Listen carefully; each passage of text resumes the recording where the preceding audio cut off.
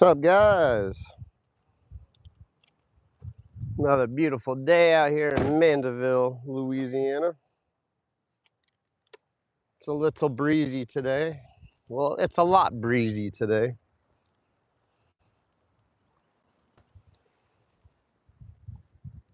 But I'm done with work for the day.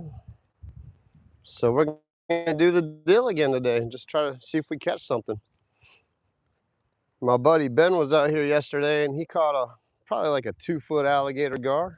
It's a pretty nice little catch. The fun size. Hey, Cosmo, welcome in. Finished work a little early today, so I'm back out here at the Mandeville lakefront. It's blowing like 50 miles an hour. It looks like a horrible rain cloud behind me, but it's not. It's not too bad. It feels really nice out here. This wind's already got me messed up with my spool. It's funny. All right, come on.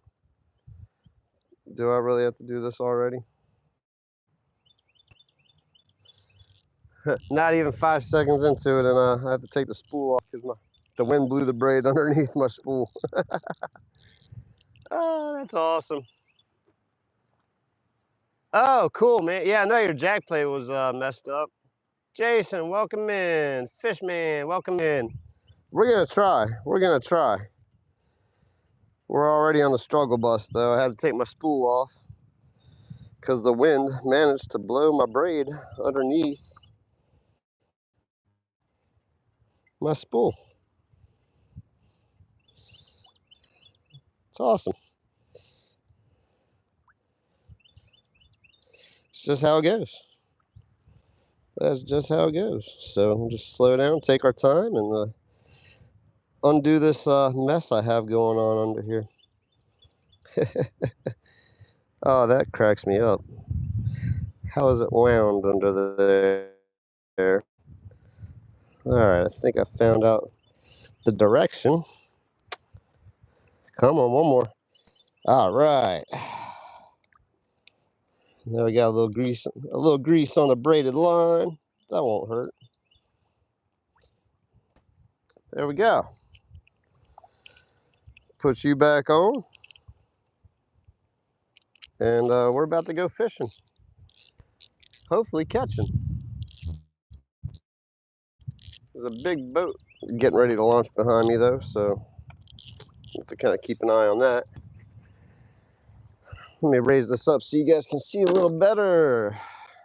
Really appreciate you guys jumping in here.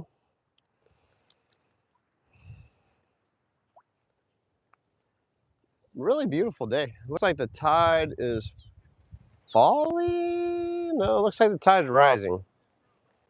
All right, so I got the lake water coming in. The southeast wind's blowing it in too, so let's see here. Yeah, man, I'm ready to go fish with you, Cosmo. We're gonna start off with the avocado color matrix shad, because look at that action. The water's pretty clear. I probably should be fishing something clear. I wonder if I have some shrimp creole color in here. I don't think I have shrimp creole in here. No, I do. I see it. Okay. I don't have the Crush It lure sent with me today, so you know I'm going to put that Procure on because I love that shrimp Procure.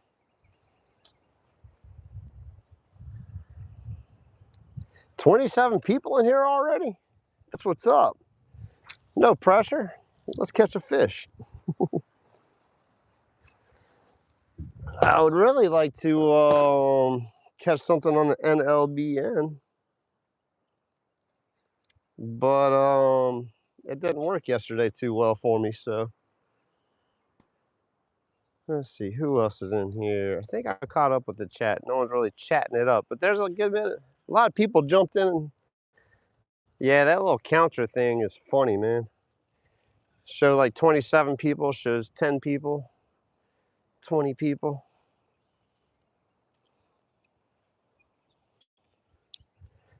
I try not to pay attention to it too much because, you know, I'm out here. I'm doing the thing. If I'm out here by myself, I'm still doing it. And I'm having a great time. Hope you guys are having a great day. It's a lovely day out here in southeast Louisiana. I really want to get out on my kayak sometime soon, but this wind is just ridiculous. It'll probably be a couple weeks before I can actually get out on. I don't know if there's a window that I can take the kayak out next week between work. I will try my best to take the kayak out next week or get on a boat with someone. But the wind is just insane right now. So that's why I have been fishing on the bank.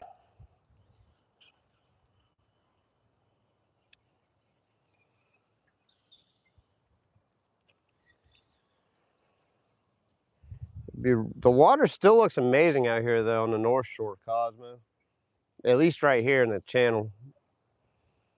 The wind has shifted though, so the South Shore should be looking good in the next couple days if it keeps to a south wind.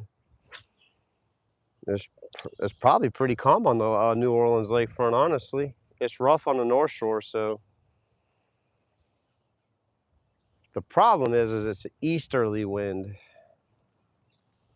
So that's gonna mess up the whole lake. You don't really have many options until this wind chills out. Hope you guys were able to pop in Paul's live stream this morning. He was struggling too. He couldn't get on the fish bite today, it sounded like. But I'm trying to help him get his watch hours up so he can get that the first steps of monetization. He's a good dude out in the Netherlands. It's always fun watching people from other states and other countries fish, you know? That's the cool thing about fishing. Fishing is fishing. It's like music. It's almost a universal language. We might not talk the same language, but we talk the same language. Fishing is fishing. Hey, Skeeter, what's up, man? Welcome in. Appreciate you jumping in here. Oh, sending the 100. Thank you for the gift. Appreciate you, Skeeter.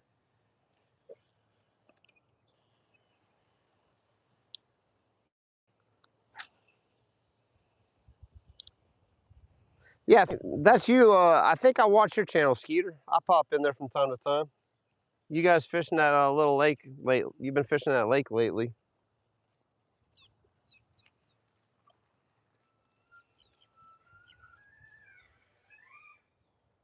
They're trying to launch that boat. They got in kind of crooked though.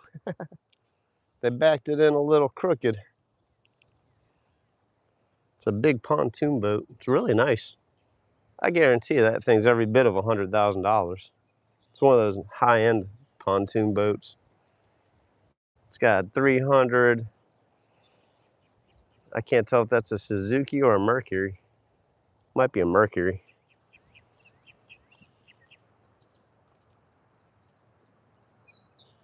Yeah, man, that's cool. I wish I could make it to the meetup, man. I just that's a little out of my reach.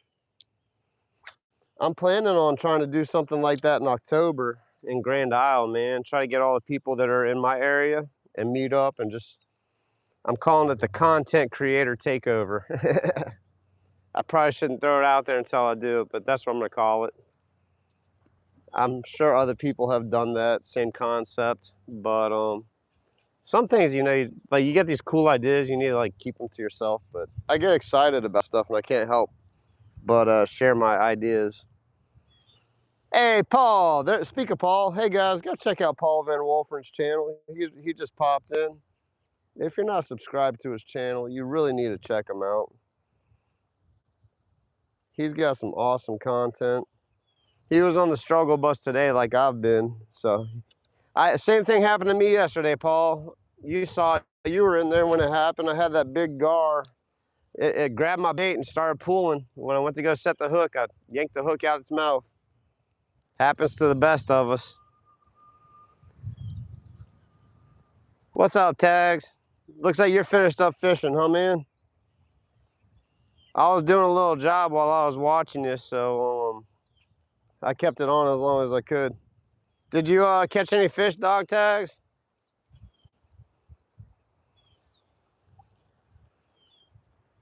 You said you weren't gonna leave that place until you caught a fish. Like I remember I was in there that long. Like I remember hearing you say that. You're like, I'm not leaving until I catch a fish. How's the audio, guys? Like I have the muff on and it should be on noise canceling. Oh, hold up. All right, now it's on noise canceling. There you go. That should be better. One fish and a turtle. Man.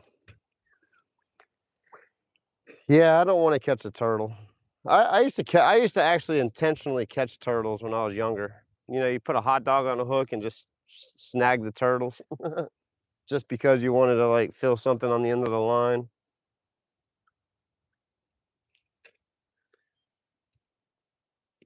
Oh man, it is super windy out here. Turtle met the hammer. You gonna make some turtle stew?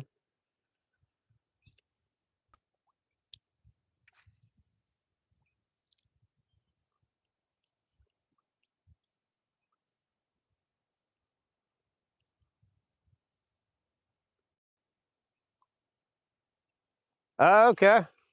Audio is absolutely. Oh, awesome, man. Dude, this is like the best little cheap microphone. I paid like 40 bucks for it. It comes with two microphones and one transmitter. You can get the light. It comes with two options. Well, there's a lot of options, honestly.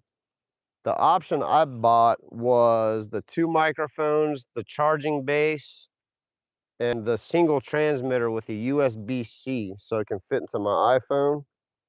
They have one with a lightning cable option too if you got like an older iPhone.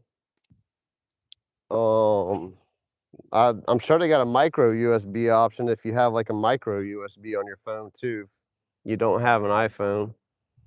Some people still rock them Samsungs. Man, Paul, I can't wait to see you catch a Wells catfish in one of your lives coming up. I heard you talking this morning. Sounds like you got to go back to work for about 14 days, and then you're going to be off for a couple weeks, huh, man? I know Tags wants to get out there with you.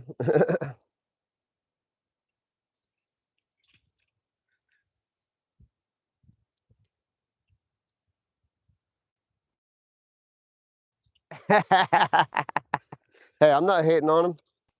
Albie, I am not hating on the Samsung. That is for sure.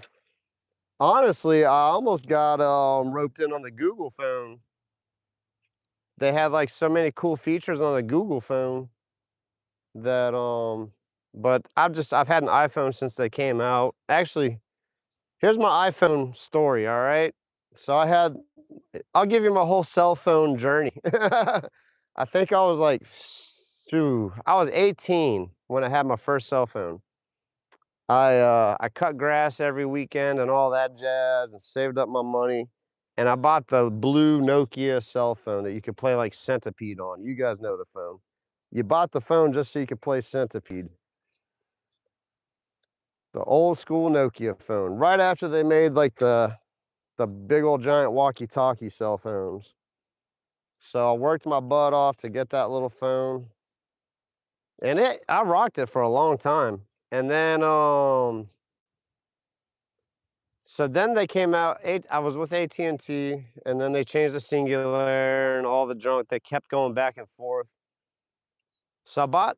Have you guys ever seen the? It was an iPhone made by Walkman. It was a Walkman, Walkman telephone. It had like an MP3 player on it. Actually, it was a radio. It was like a Walkman phone. I don't know if you guys ever heard of those or like, but I bought the Walkman phone because I wanted to listen to music while I was working. Let's see here.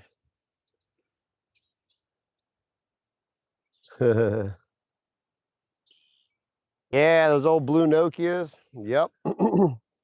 So then I bought the Walkman phone.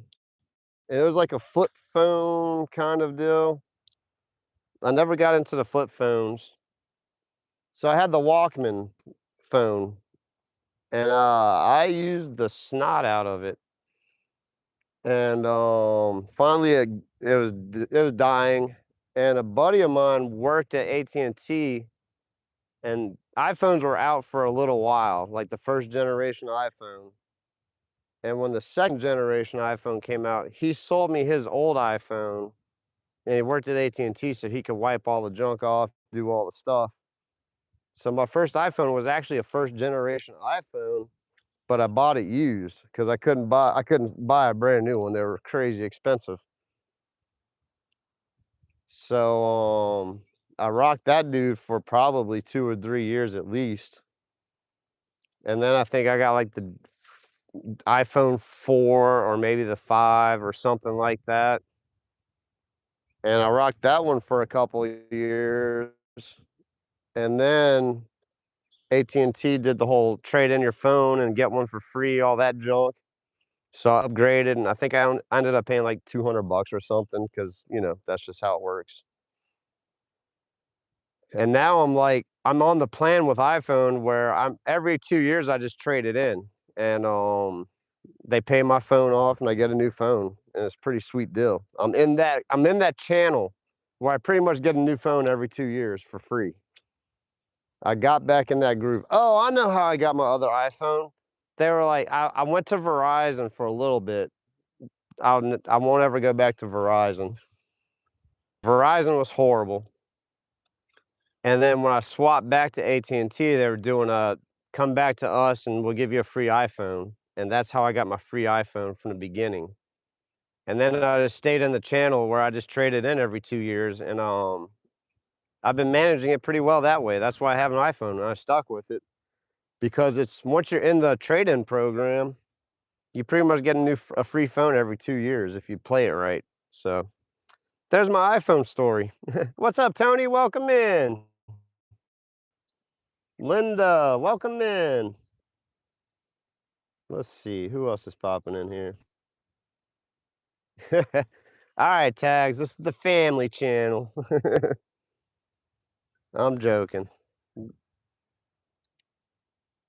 But some people are like Android fan like, there's Android people, there's iPhone people, it's just how it is. I'm not hating on any of you guys who have like I said, let's see, AT&T.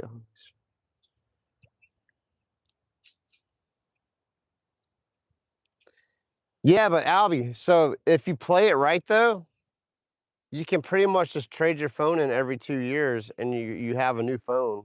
My problem is I use it so much for doing stuff. I mean, I use it at work all day, I play music on it, so I wear them out, and, I try to trade it in when I can get the deal where I can just swap the phones out and I can stay on top of having a good phone. So, but I get it, like, I know there's a person I worked for years, and, the lady had a flip phone, probably from, like, the '90s, and she rocked that flip phone for years. She would not get rid of her little flip phone. She would sit there and hit the button, like, 5 times to type a letter in. She wasn't doing it, and, like, a couple of years ago, she finally caved in and got an iPhone. But, dude, it was hilarious how long that she used that flip phone. It blew me away. It cracked me up. Alright, so my Verizon might be different now. The customer service wasn't good at the I didn't have good experience with customer service. I didn't have good experience with the reception because where I live, AT&T is like the dominant provider. It's kinda I mean, they're all kinda balancing out now, but that was like man, I was in college when I was switched over to Verizon because they were doing a deal like you do with cable. You keep going back and forth between the companies to get the deals and whatever. And something happened. I forgot. I really don't even remember what happened, but it was enough to make me upset enough to never go back to Verizon. Let's just say that. I did not have a good experience with them. I mean, whoever has them and likes them, awesome, more power to you. But I've been with AT&T, like, pretty much forever, and they've always taken care of me. Is it a little pricey? It might be, but they'll help, like, if you play it right, you can get a better deal and all the stuff. There's ways to make it affordable. Um, but that's just my cell phone experience. So, well, hey, the new flip phone's pretty cool though. That Samsung flip thing, like that's pretty wild. Like it's cool to know that it's holding up. Like you've had it for 2 years. I was curious to see how well they'd hold up. I mean, iPhone's definitely gone through their trials, man. They had one phone, like they keep. I have the titanium one. Like when the titanium one came out, that's a legit the titanium iPhone is a legit iPhone. It's titanium on the back. It's literal titanium on the case. So the phones before they'd have the glass on both sides, and you like break the glass on the back, and then you get it fixed, and then you break the glass on the front, and then you get it fixed, and you break the glass on the back. I was just so tired. Like I wasn't having that. You know what I mean? And so now this iPhone titanium, I don't want to get rid of it because it's such a solid phone. Like I've dropped it so many times. Now, I mean, I have a case on it too, but it's actually funny story. I bought my phone and I wasn't gonna buy the case from the iPhone place, the phone dealership because they want like $1,000 for a phone case on top of paying for the phone. So I didn't have a case the very first night I had my phone. I put it on my nightstand and it was so slick. It slid off my nightstand and fell on the floor the first night I had it. I picked it up. I'm like, it's titanium.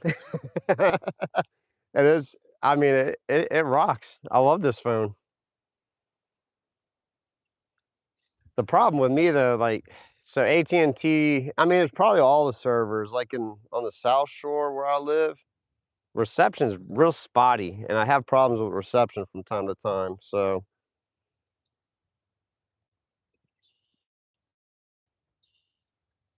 but anyway, that's my iPhone story. That's my whole phone story, I should say. Your story with Ferg today. That's my storytelling time for the day.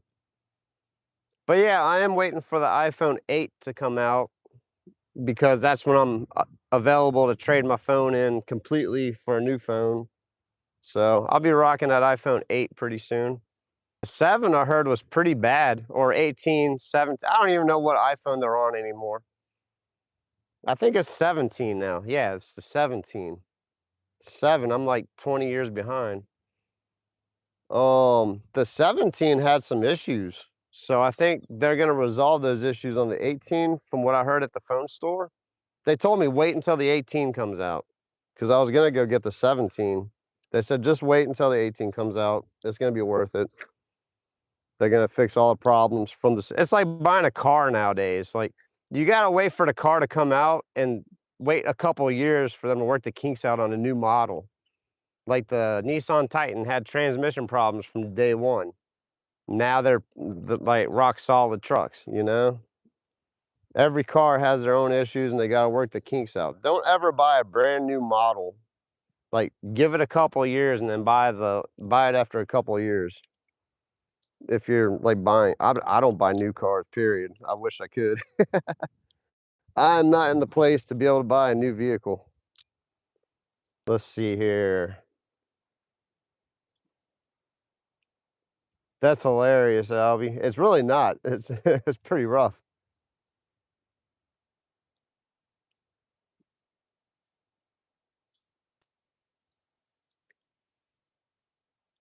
Wait, hold on.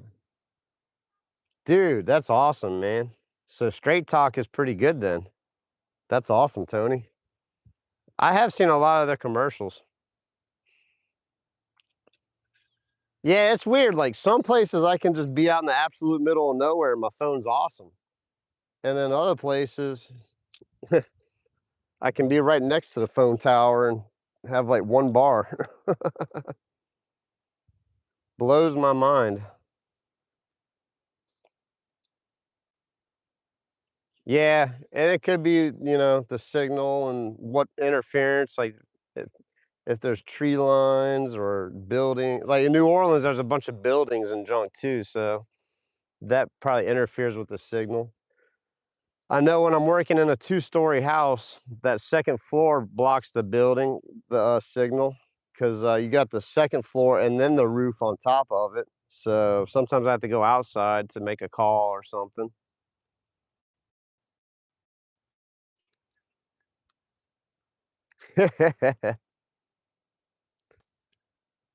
Man, I went offshore fishing with a buddy of mine. I think we went about 60 miles out. And I'm good. Like I did it once. We caught the snapper. I hooked into a cobia. I lost the cobia. I mean, if someone said, "Hey, like I have a free spot on a offshore fishing trip. Would you want to get on the boat?" Yeah, but or $100 or something, whatever. I would probably do it, but I did it. I'm like, offshore fishing is not really for me. I get my kicks out in my kayak though in Florida. Like I feel like I'm doing something crazy, launching off the beach in the Gulf on my kayak and fishing out in the Var for like red snapper and stuff. I need to do that this year. I missed the blackfin tuna bite. It just had a lot of stuff going on at the house. Had to take care of a lot of this year. My truck's in the shop. This is my third car in the shop in the past month. Like, just stop. I just want to like go back to normal life and like just be on cruise control. That's just life though. It happens. You just put one foot in front of the other and keep going. Let's see, they need to have cell phones connected to satellites. Yeah, you're right. Man, having a satellite phone, that would be what's up. Actually, so there's a law that just passed. Like if you're in an emergency, you can connect to a satellite from with your phone and make an emergency phone call your phone will search for the satellites. They're building that into the new phones now. They can connect with satellites. It's pretty tight. They should do that though. They should just instead of have cell phone towers everywhere, just make it a satellite. That's coming. I guarantee, but it's going to be expensive. Like the first 5 years is probably going to be like $2,000 a month to have a satellite phone. Satellite phone technology. It's there. Like that's already there. But it's a matter of commercializing it and making it feasible for the general public to be able to afford it. Hey, Jerry, welcome in. All right. This wind is brutal. Look at my shirt, man. It's like flapping. Well, it was. I'm getting those like 30-mile-an-hour gusts. Actually, it's like 40-mile-an-hour gusts.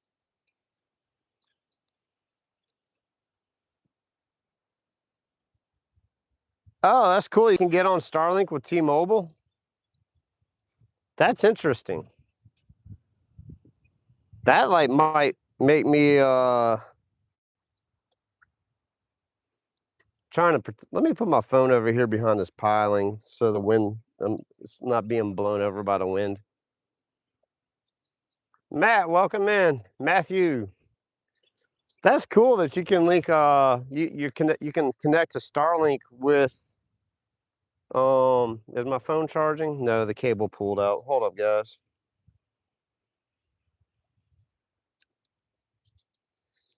Oh, let me put some slack in this so my battery can be I think I disconnected from the battery.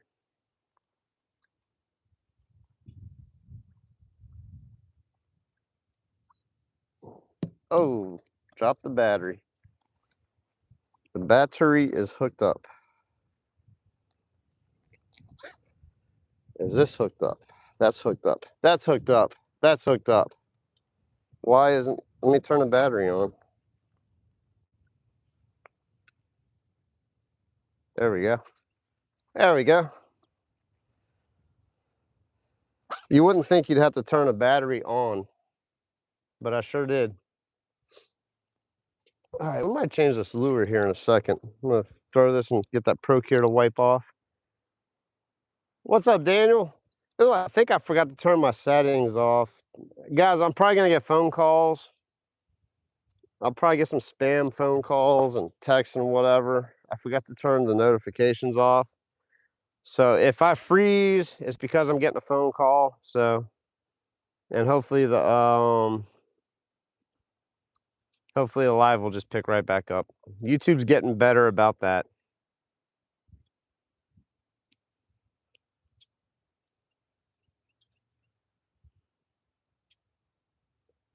Yeah, the Starlink actually isn't that like so the thing with the cheaper plan is you only have it's like back in the day with cell phones, how you only had a certain amount of minutes. I have unlimited everything on my phone because I use it all the time. So it makes sense to have the unlimited plan. I think the $39 plan is like limited data. And then after you run out of data, they probably charge you like a gazillion dollars per megabyte or however they measure, you know.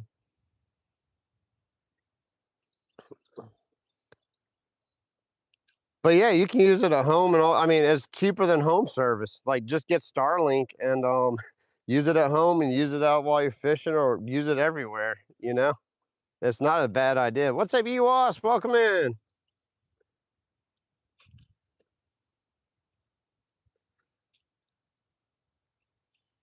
All right, Daniel's on that chill time. He's on that Margaritaville clock. That's awesome. It's 5 o'clock somewhere. Let's change lure colors because I'm just gonna play around with lure colors today. I'm just gonna use the swim bait. Actually, I don't have my backpack. I was fishing on a pier and there was a gentleman on the pier that gave me some lures that I want to try. That is crazy that there's a boat out there. It's like 2 or 3 foot. It's white capping on the lake, and some special person was out there in a boat. Oh, it's probably crabbers. That makes sense. All right, I do have the clear. Which one is used? I don't think I have a hook in any of these yet. All right, I think all these have not had a hook in them yet.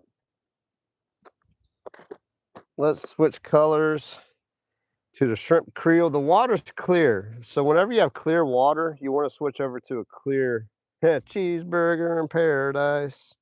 Is that a Weird Al? A Weird Al Yankovic spoof on Margaritaville, or is that Oh wait, hold up. Let's see here. Yeah, I'm doing that right. Weird Al Yankovic is awesome. Oh man, I didn't go straight. Hold on, guys. Let me think here real quick. I gotta actually think for a second. I want to put the lure on so it looks natural. There we go.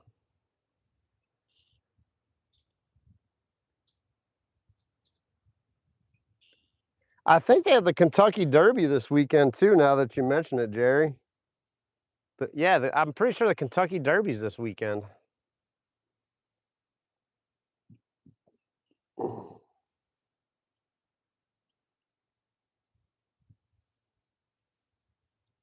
Jimmy Buffett. Okay, so he sings Cheeseburger in Paradise? That's funny. I wasn't sure if it was like a spoof or if it really was Jimmy Buffett. I didn't really listen to too much. Like, I don't listen to country too much. I mean, everyone's probably heard Margaritaville.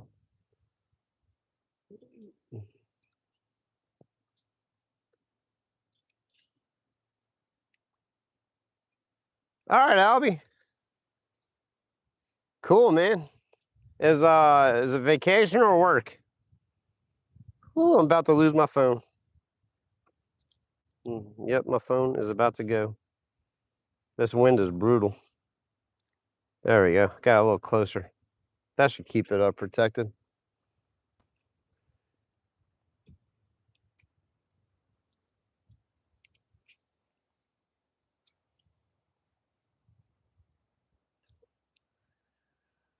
Yeah, man, I just never really got into Jimmy Buffett. I mean, he kind of paved the way for that genre of music, like island country music. Island time country. That's a good way to put it. I'm gonna lower this so it's blocked out the wind a little bit, guys. having a little bit of the wind issue. Oh, cool.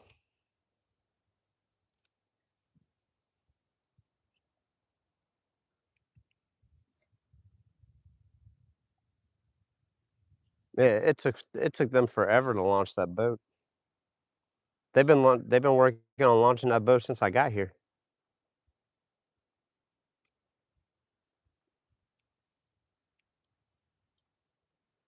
Daniel, I feel you on that, dude. I'm the same way. Like I love Led Zeppelin, I love the Beatles, Rush, all that stuff. They were before my time. Great music. I always got along better with people older than me, and I feel you on that, Daniel.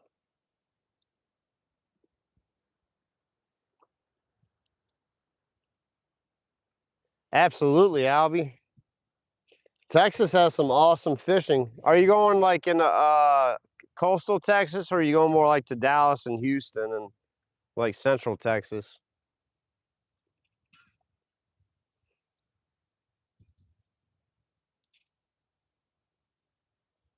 Yeah, that was a crab boat. They probably had enough fighting the wind. I don't even know how those guys do it, man. They build these boats specially for Lake Pontchartrain. These crabbers, dude, these boats are built specifically for this lake, the way they're designed. It's pretty cool.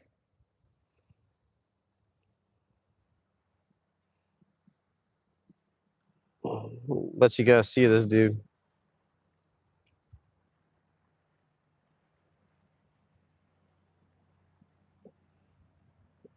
It's pretty cool. That boat's built specifically for Lake Pontchartrain.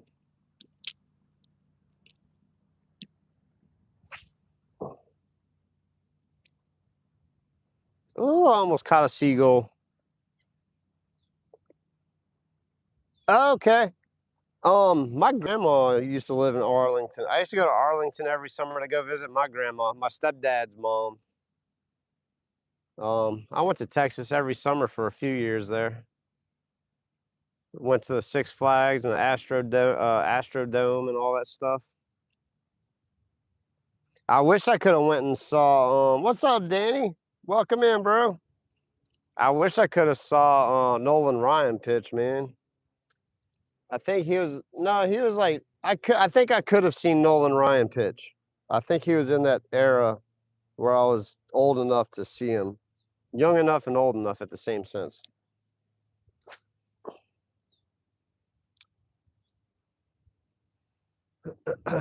Ooh, this wind is insane. Hey, Robin, welcome in. Appreciate you coming in and hitting the thumbs up. Yeah, Jimmy Page. That's the thing. I don't know too many of the guitarists in the era. I know some of the bands. I love all. I don't like hair bands like the '80s glamour rock. I'm not too like Poison and all those people. I'm not too much into the glam rock. I was more into like the Led Zeppelin kind of type stuff. Led Zeppelin, Rush. That's pretty much it. All right, Robin, take it easy. Thanks for popping in for a second, hitting that thumbs up.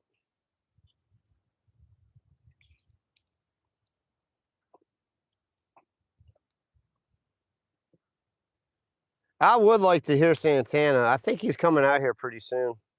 James, welcome in from Tennessee. Appreciate you stopping in. Think I'm caught up on the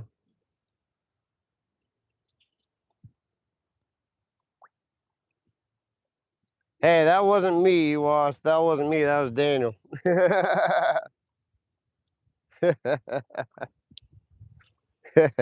Blame that on Daniel. I try to respect everyone's age.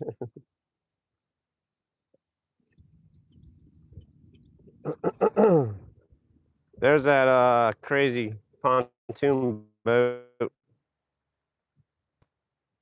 Pretty nice. Manitow. I can't tell. It looks like a. I think that's a Mercury on it. I don't know. It might be. It's got to be a Suzuki. I can't tell. Yeah, 300 on it though. That's pretty nice. Yeah, get mad at Daniel.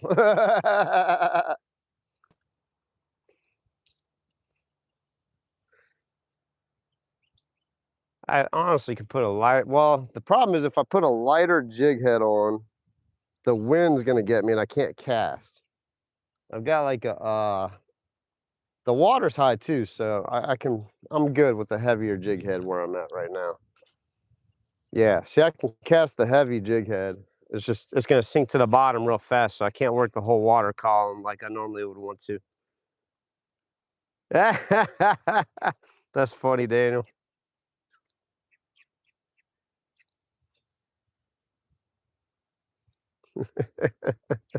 Alligator gar, what's up, man? No, I have not caught anything. I just got out. Well, I've been out here for 42 minutes, so I didn't just get out here. I have not caught anything yet, sir. Did they open up the gazebo? I see someone just chilling on a gazebo. Oh no, they're still working on it. Okay, that's someone working on it. Trying to catch a fish here for you. I'm trying. Let's see here.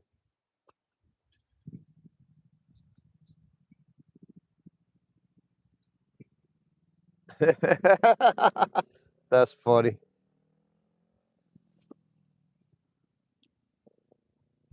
Oh man. Come on, fishes. Where are you? You should be just biting like insane right now.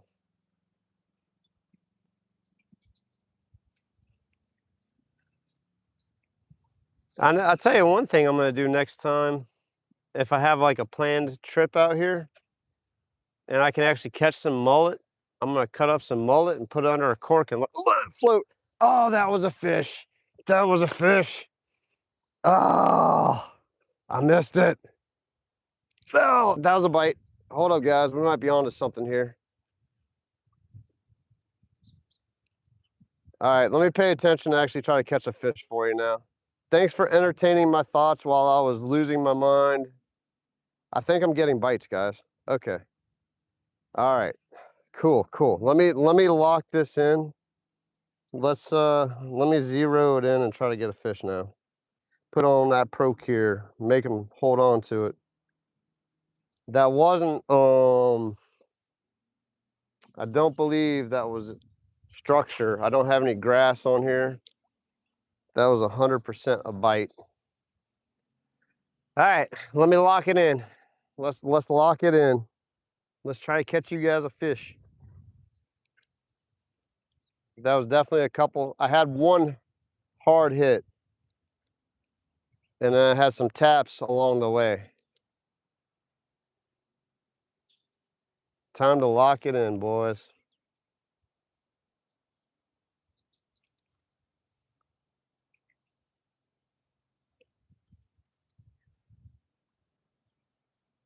Come on, speckled trouts. I know you're in there.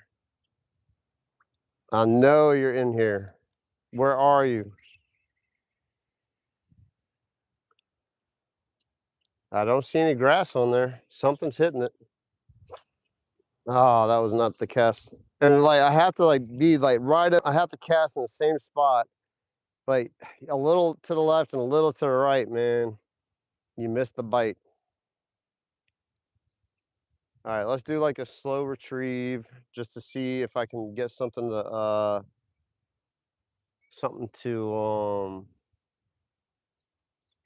a reaction strike. That's what I was looking for. Let's see if we can get a reaction strike with the medium retrieve so we can set the hook a little better. All right, that was swimming a little too high. Slow it down a little bit. That was 100% a fish, guys. 100%. Come on. Do it.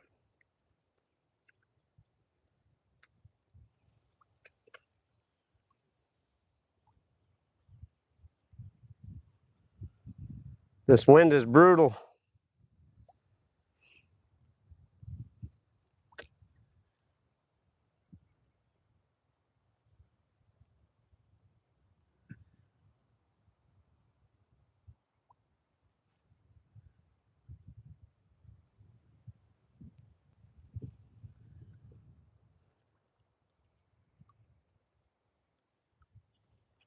Come on, fishes. Where you at? I know you didn't leave. I know you didn't leave. You're there.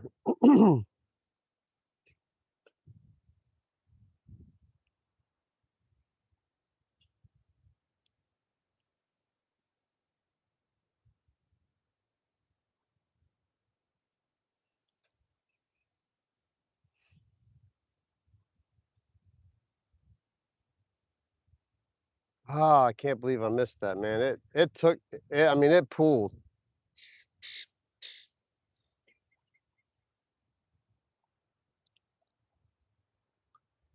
There's something down there.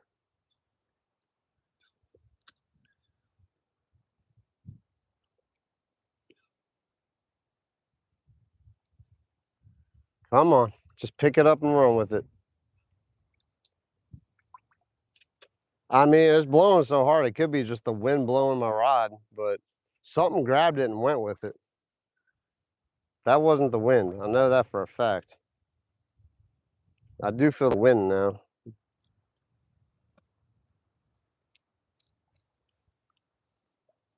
Come on.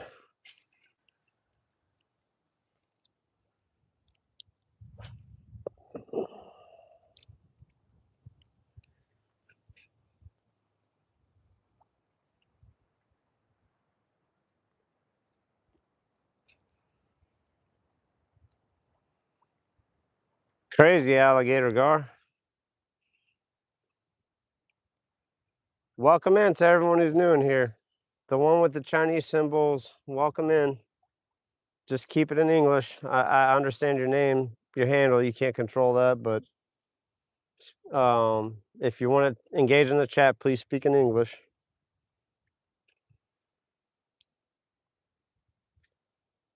Trying to lock it in, guys. I definitely got a serious bite. No doubt about that. Now I'm just trying to make contact with the bottom. I don't know if they're on the bottom or, I mean, I know it was on the bottom because I was talking to you guys and I wasn't paying attention to my lure. Come on. Bite for the people. Bite for the people.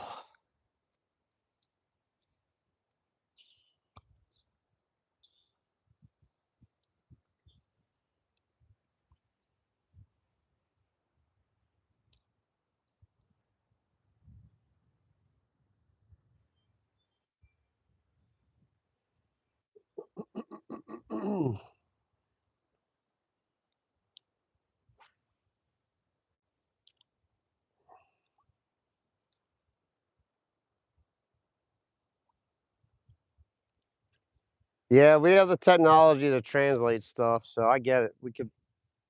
We can start off on that basis. We'll start off there. But if it gets out of line, we'll take you out real quick.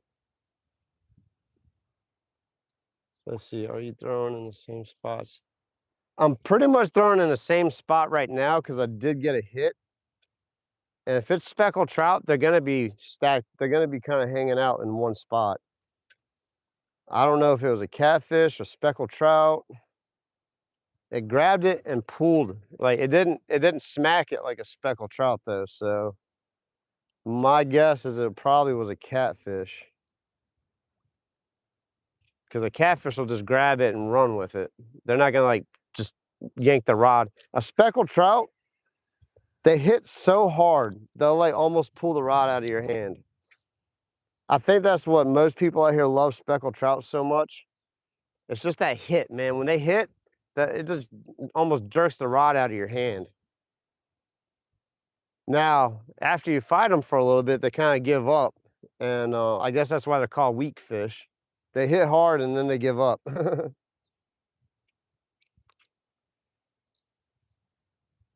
Now, if you catch a big speckled trout, you think you have a redfish on the end of the, like if you're going above 18 inches on a speckled trout, that fight, you feel like you got a redfish on or something.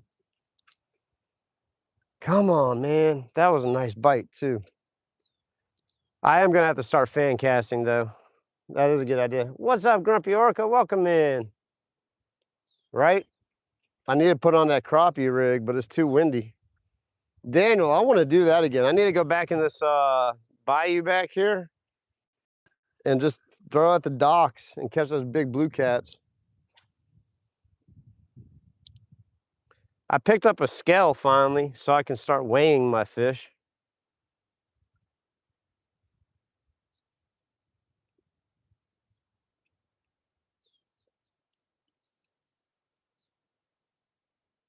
Yeah, no, speckled trout are actually in the drum family. I learned that not too long ago. But it depends on where you're at in the country. You know, they'll call them weak fish. So, yeah, I roll with it. Man, those people are nuts for going out there on that lake right now. That's like you're asking to get called from a Coast Guard call. I don't care what kind of boat you're in. Today is not the day to be on the lake. They do have powerboat races this weekend, though. It's going to be interesting. I'm going to watch it on TV. I don't know. Maybe I can convince the wife to go out. I should have like brought it up, but it's all good. Awesome, Aaron.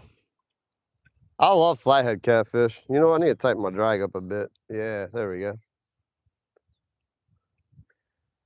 Oh, man. Well, let's scoot on down. I'm going to go closer to this choke point. I know I had a couple solid hits.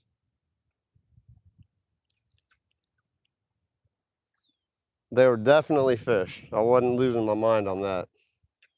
Because there's no snags right there. Like, I'm not snagging up on anything. And there's no vegetation down there. Now over here, there's some snags, so I got to be careful where I cast. But let's just scoot on down a few feet and see what happens. I know there's like a little flat and some rock. There's some structure over here that the fish like to hang out on. And some, oh, dude, no way. Heck yeah. It's an old voodoo shrimp. I can sharpen that hook up though. Guys, I found a voodoo shrimp. I might have to throw that on there. Someone just dropped a voodoo shrimp on the deck. I can just sharpen that hook up. The plastic's fine. Nothing's torn up on it. The hook's a little rusty. Oh, they tied straight braid on it. That's funny. Yeah, I just found an awesome lure. I do like the voodoo shrimps. They work. But the problem is they tear up too easy. They're really expensive for how they rip off on the eye hook. The hook of the eye of the hook. Where you tie your line to the hook. The head of the voodoo shrimp tear up over there. Too easy. That was a good cast. That was a good cast. How many people are here? 11 people according to the counter. Oh, my phone's about to go. Hold up. Let me put it back behind this piling. So, there we go. Dude, that wind is blowing. Like, I can feel my rod tip going like that. That's crazy. Let's see, who else is in here? That's it. Cool, caught up with you guys.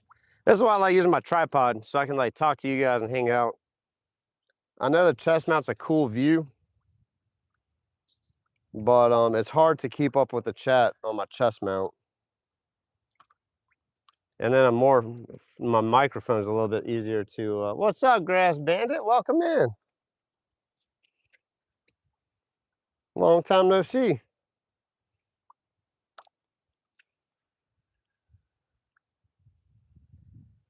Come on, fishes.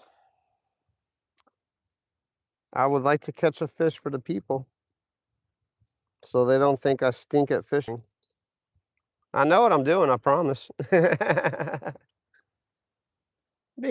Hey, Hook said, if you're watching, come out and fish with me, man. Come catch a fish for the people. That's how it's been working for me lately. Like, I'll have some friends come out and they fish with me and they're catching the fish. I'm all right about that. I like watching other people catch fish.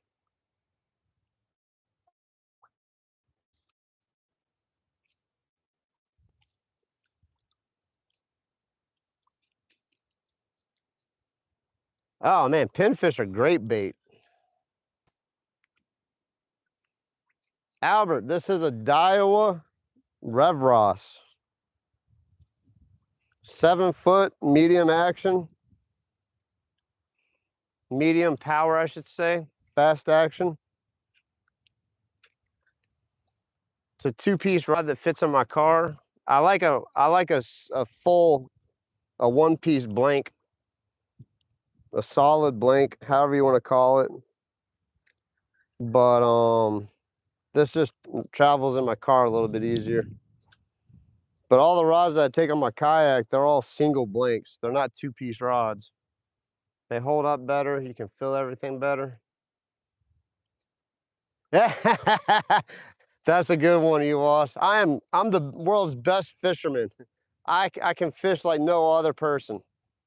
Catching, that's another story. Hey, we should do that. The world's best fisherman. World's worst catcher though. That would be a great sticker. That's gonna be I'm gonna make a t-shirt like that. I'm the world's best fisherman, but the world's worst catcher. I'm pretty good at catching them too when they're around. It's just a matter of the fish being around. That's half the battle. You gotta find the fish. So whenever I'm bank fishing, I'm real limited. I'm just I'm waiting for them to swim by. That's a lot of waiting sometimes. Sometimes not so much. I mean, last summer was insane. I was on a really good tear there for a while, I was catching catfish on demand and then caught a few redfish and then the specks and ladyfish. I guess I just gotta wait for it to heat up a little bit more still. That water's probably still in the 60s, so it's probably not quite warmed up yet. I'm totally making that shirt, Ewash. World's best fisherman, also world's worst catcher. Wait, let's see. How do we need to word this shirt? I'm gonna make this shirt. World's best fisherman, also world's worst.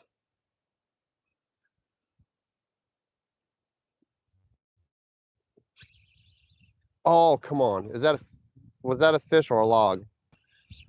I can't tell if that was a fish, guys. Hold up. Come on, keep talking bad about me, guys. Keep talking bad about me. I don't know if that was a snag. There are some snags over there. It's worth taking a cast back over there, though. There are some snags over there. I 100% know that. That's why I try not to go too far to the left over here. Oh, about to lose my phone. Don't blow over.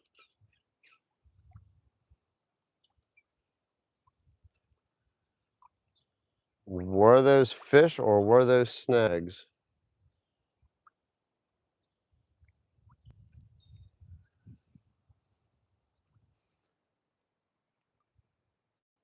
Hey, welcome in, Nikki. Appreciate that. Really appreciate the support of you guys, man. You guys make this channel rock. I would not, I would still be doing what I'm doing. I'm not gonna say I wouldn't be doing if it wasn't free. I would still be doing this regardless, but you guys have made it a way better channel than I could have ever done. So I really appreciate all the support. Now if the fish would like to support us, we'll be doing really good. Man, it's crazy how many boats are like there's a sailboat coming. There's no way. I mean, I guess a sailboat would be good. They're made for days like this. They got that long keel, goes down like 20 feet deep, stabilizes them. Aaron, you're correct, but I do like catching. And like, I mean, I do appreciate you guys being in here and supporting me too, but I want to like catch some fish for you guys too, because that's why you're watching me. That's half of it.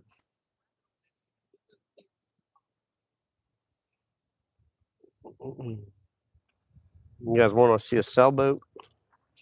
I mean, like really, if you think like around the country, you don't really get to see too many sailboats. I take that stuff for granted. Like some people just don't get the luxury of seeing sailboats every day. So there you go. They're motoring on in, getting out of the choppy weather.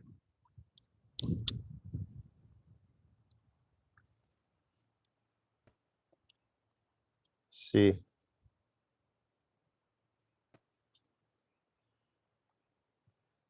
well, world's best fisherman, but the catching part not so much. There we go. That's awesome.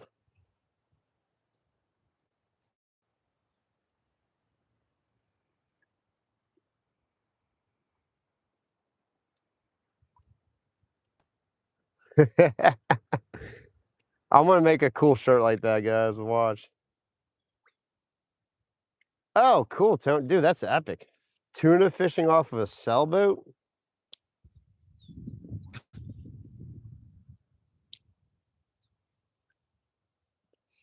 Hey guys, let me I'm gonna pop right back in. My wife, I brought my wife some lunch, and she said thanks for the lunch. So I need to reply. I will be right back. Don't go anywhere, and just tell people I'll be right back if they pop in. All right, I'm back. Thanks, Daniel. Appreciate. That's why, dude. That's why I think you guys are the best in the world, man. Because you when you are on here and you have the time, you help out, and that alone is worth its weight in gold, right there, man. I really wish I could put like, dude, I'm not even lying. Like, if I get to a place where I'm like making a living doing this, I'm gonna put my moderators on payroll. I mean, I will. I don't know how much, like maybe like a small percentage of what I make or something, but like that's how much I value you guys. Like, I wish I could just send you guys a check every month, you know? And if I get to a place like that where I'm making bank, like I'm gonna send out some checks because I didn't do this by myself. So I value people. I value what people do in life and what they produce. Oh, I hope that boat's not flipped. It's a sailboat out. Man, those people are nuts being out there right now. I'm sure someone's going to be in the news tonight.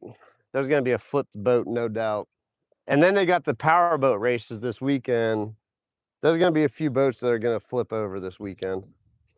That's sad to say, but it's the reality of it.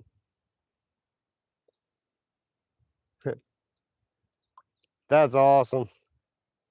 I'm gonna put some bobbers on my Christmas tree. I have a kayak as my ornament for my my niche in life.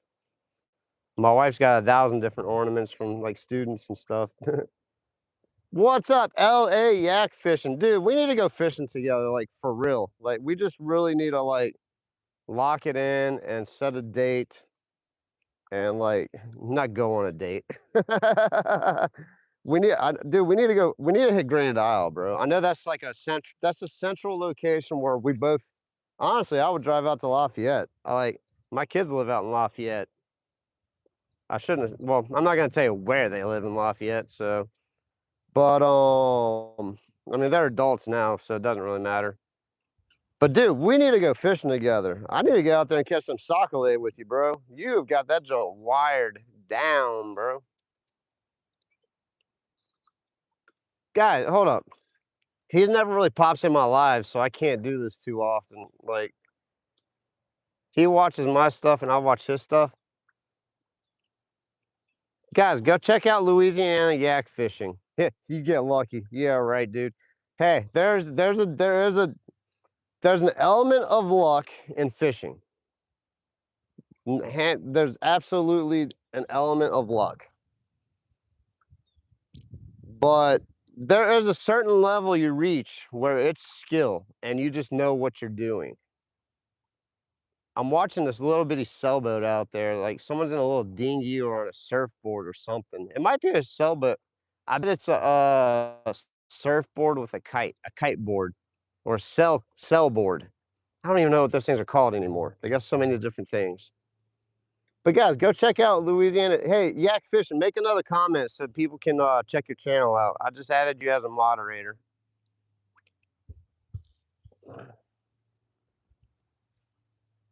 Oh, cool, Cosmo. So we're going fishing then. I like it.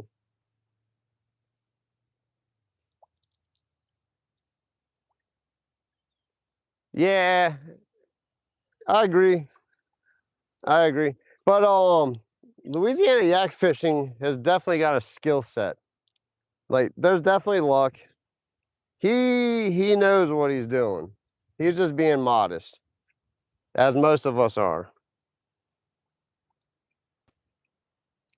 Oh, okay, cool.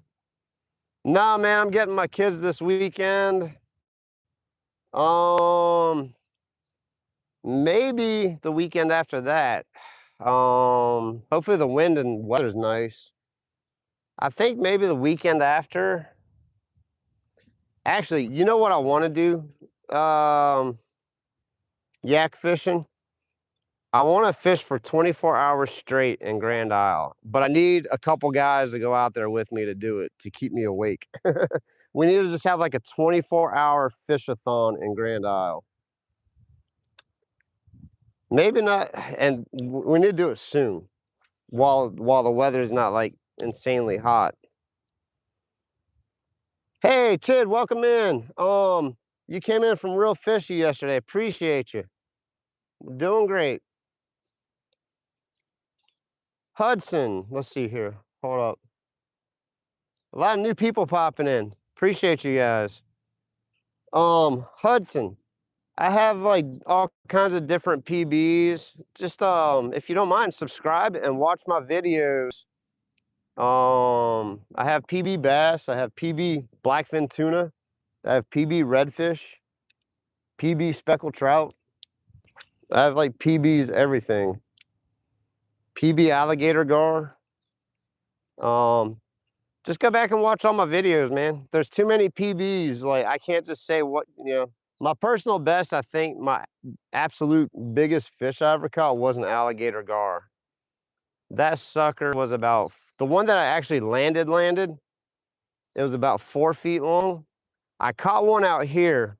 I mean, technically I landed it, but I couldn't grab it and hold it up and show everyone. That one was pushing 5.5 feet. I caught almost a 6-foot alligator gar right at this spot a couple weeks ago. All right, appreciate you. I wish I could read your name, but it's in Chinese, or I think that's Chinese. Thank you for tuning in, and really appreciate the support. And thank you for finding a way to communicate in English. That's awesome. But yeah, me and Yak, we need to. You need to come out to Grand Isle and fish for 24 hours straight with me one night. Sometime in the next month and a half or so, before it gets like insanely hot.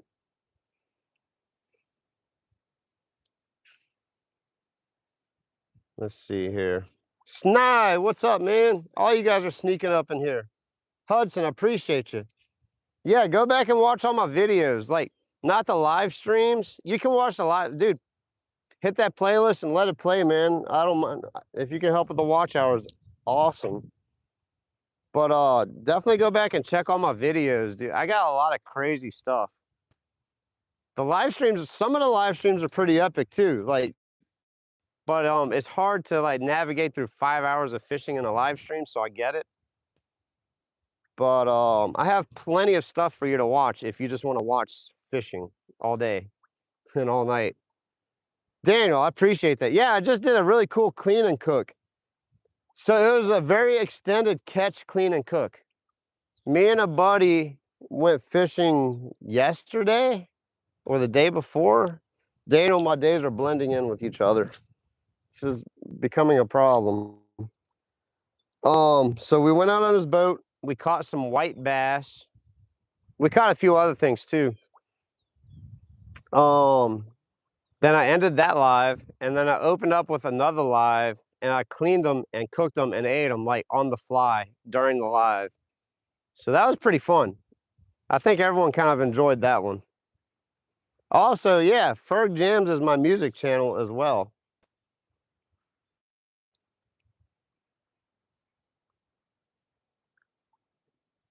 Let's see here.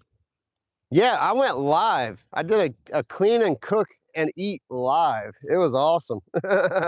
Honestly, because I do horrible catch and cook videos. It's not my personality, and I don't want to like my wife likes our privacy, so I try not to invade in the household, making videos in the household at this point in life. Maybe later on in life. Oh, there's a dude like kite boarding. That's cool. Yeah, the guy's got the parachute and he's on a wakeboard. That would be epic. But I'm all over the map right now, guys. Keep me on track. Let's see.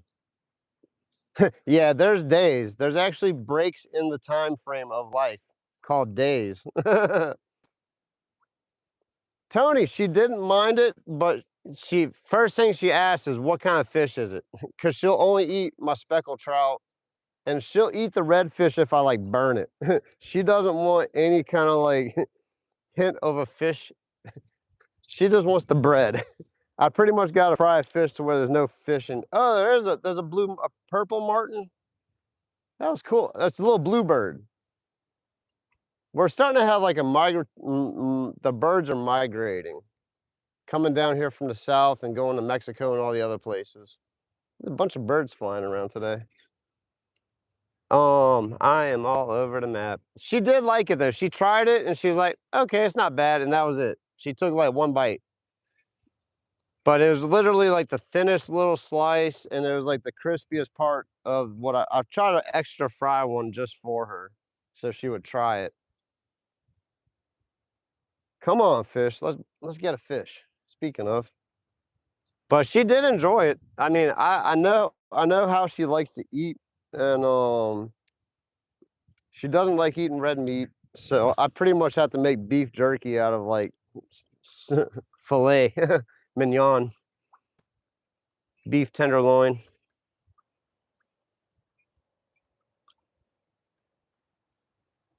Yeah, you saw that black and red fish I did, huh, Daniel? That was good on the griddle and on the grill. All of man, I love doing black and red fish. I blacken the trout too now. I use with the trout, I do lemon pepper and paprika and a little salt, and that's it. Try that next time, Daniel. If you can get a hold of some lemon pepper and you probably have paprika. Do lemon pepper, paprika, and a little salt. And then you can use butter. Probably tastes the best if if you can use butter to pan fry it in. You don't even have to like deep fry, just pan fry it, like sear it, blacken it. Dude, lemon pepper and paprika.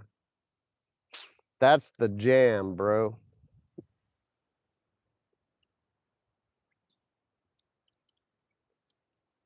Alligator gar. Actually, the cichlids are back. Hold up, alligator gar.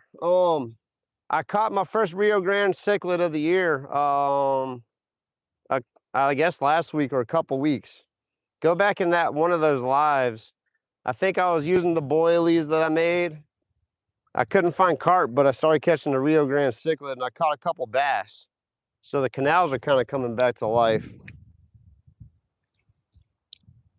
Man, it is so windy. It feels great though. Yeah, smoked paprika, man. That's even better. Lemon pepper and smoked paprika, dude. Blacken that junk. Oh, so good. You can do it to almost any fish. If you can find like a white fish, a white flaky fish, I mean, I'd hate to say tilapia because I don't eat tilapia farm raised because I can eat fresh fish. Even a largemouth bass, dude. I know people might frown upon that. Dude, fillet a largemouth bass and do the lemon pepper with the smoked paprika. Dude, the paprika is what blackens it. Just burn the crud out of it. It's so good.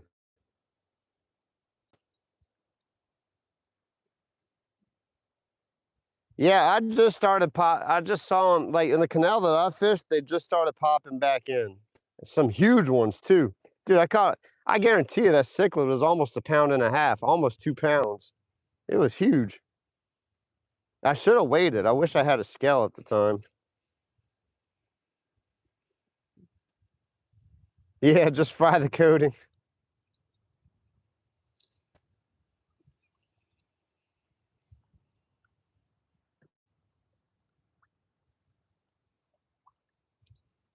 What's up, Web VH? Welcome in.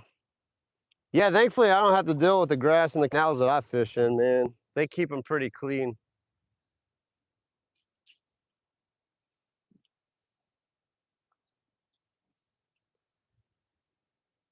Let's see. All right, yeah.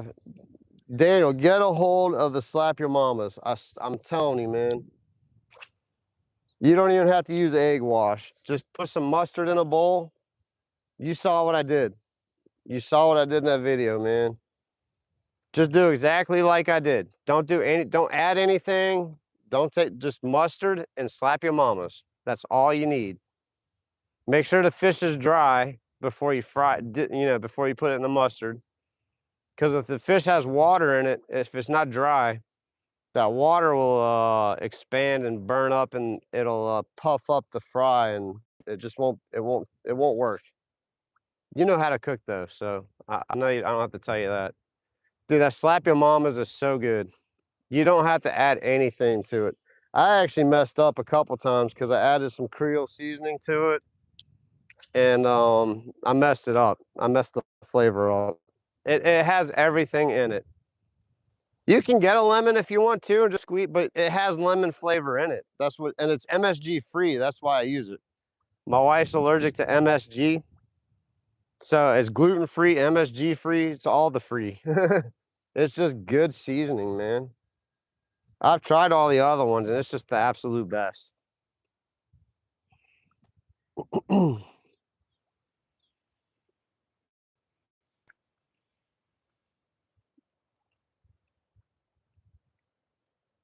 Oh man, I hear you, Daniel. There's another Daniel in here. Hold up.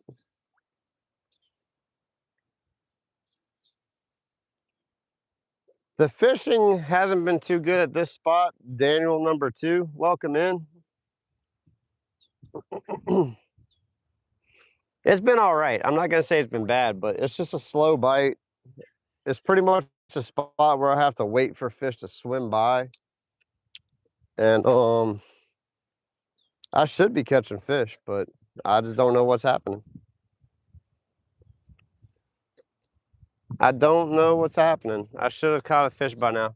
I mean, it is blowing like 50 miles an hour, so that's not helping.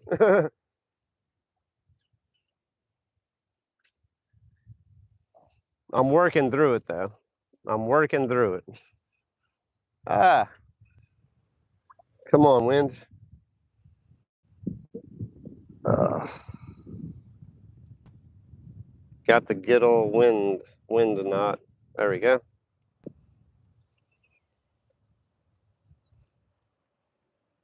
Fish scale, what's up, man?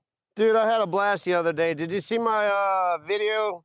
I went live after we caught those fish and cleaned them and cooked them live, bro. I love white bass now. I will not turn down a white bass. That was some good eating, dude.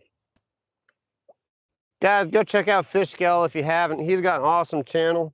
I went fishing with him the other day. He put me on some white bass. We had a good time. We were fishing in like 30-mile, 40-mile-an-hour wind too that day, which is insane. We found a little protection and made it happen. But man, this wind has just been ridiculous. I can't do anything. I mean, I'm out here doing this, so that's something. But I can't do what I want to do with this wind, man, I swear. Oh, cool, man. Yeah, I vacuum sealed I think I got 3 herring. I took 3 of those herring home and I vacuum sealed them and put them in my freezer. I'm gonna use that for shark bait on the New Orleans lakefront when I get a chance to go out there and fish at night. That should be amazing shark bait.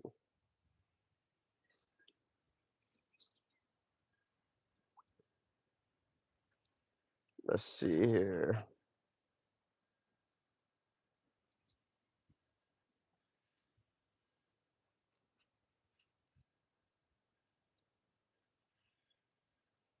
Cool, alligator gar. I need to check out your stuff too, man. There's just so many people that I'm trying to watch everyone's videos.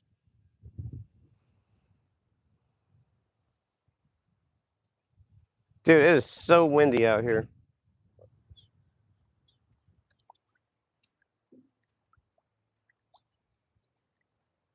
Yeah, I need to go get some water. Talking about that, Daniel.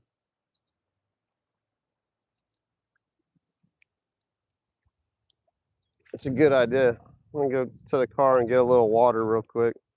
The weather feels so good that you don't feel like you're dying. You kind of forget about the hydration thing. Come on, fish. I know there's got to be a fish over there. Come on.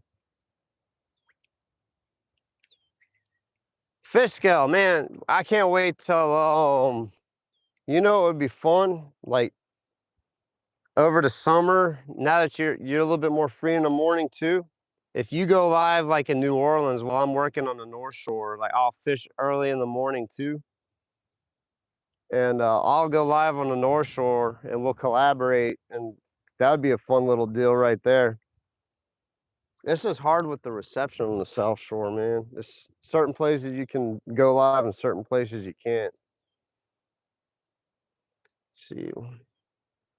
Arthur, I honestly want to catch a speckled trout, but I'm kind of just fishing for whatever bites, man. If anything will bite. It's blowing 100 miles an hour. Seems like it's just the wind's blowing harder and harder the longer I'm out here. Like Jim Cantori, oh! That's what I feel like, though. I feel like the wind's about to blow me off my feet.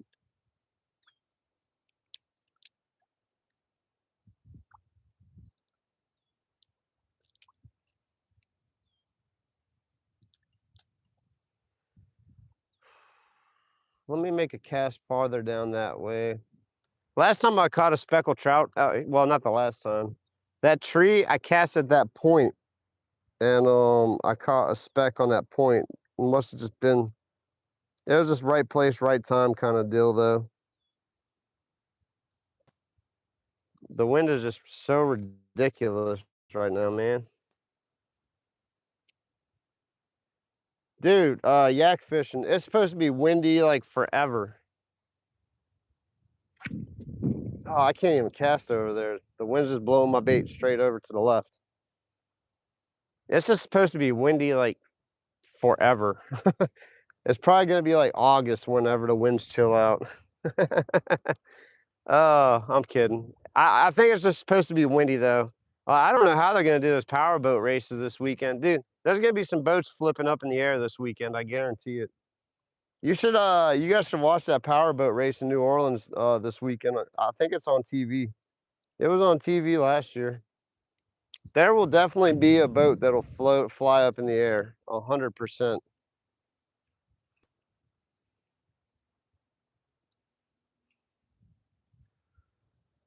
I'm trying to cast over to that point right over there, but the wind's not letting me do it.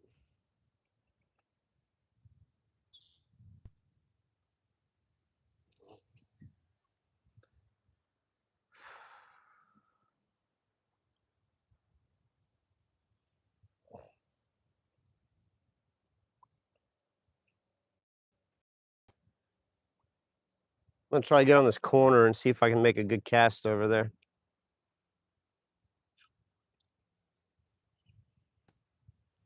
Come on, guard, just bite right here at the dock.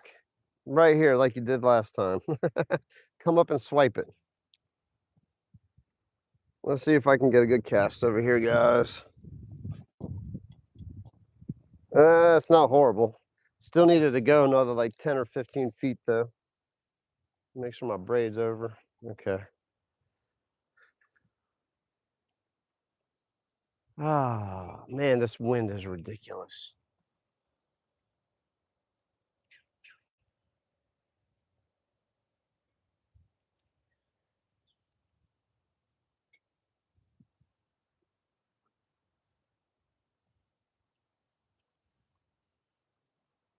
Yeah, it's still going. Cool.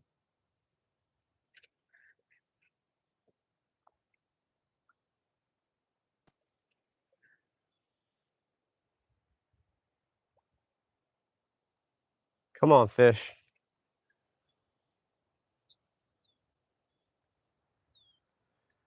You know what? I found a voodoo shrimp on the dock. The problem with that voodoo shrimp is it's not gonna be heavy enough for me to cast. Got like a really heavy jig head on just so I can cast.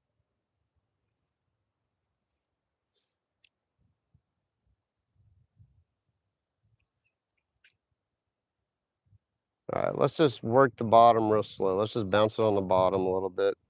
I need to slow it down, chill out.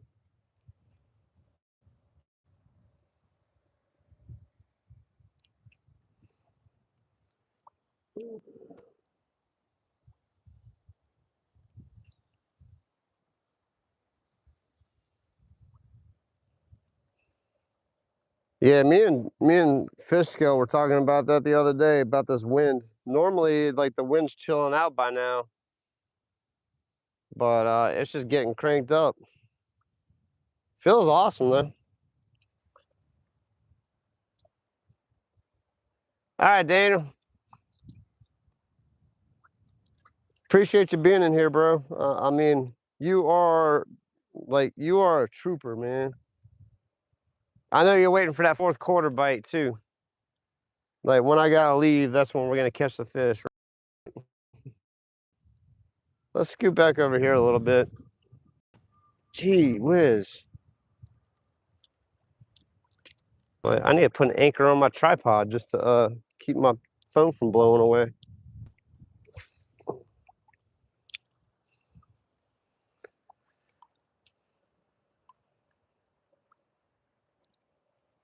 You sure do, man. I appreciate you.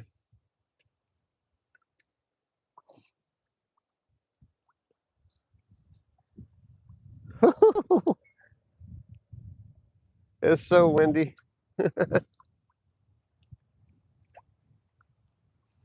Feels awesome though.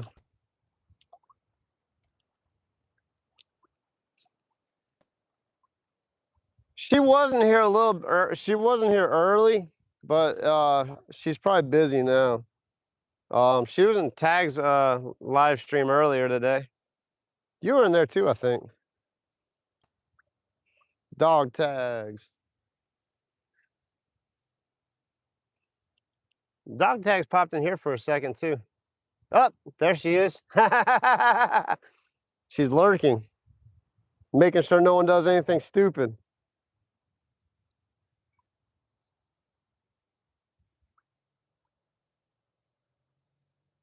All right, I'll tell you what I'm gonna do. I'm gonna cast down the dock. Let's see if I can do this without I'm gonna fish the edge just to see if we can get something that might be swimming parallel with the bank. The wind's blowing my lure back to the shore, so that's good. I'll just work this bank for a minute.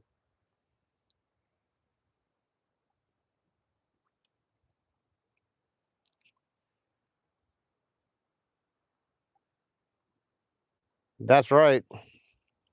She's got everyone on lock, man. I don't think YouTube could function out. I don't think YouTube could function without finding joy in this world, man.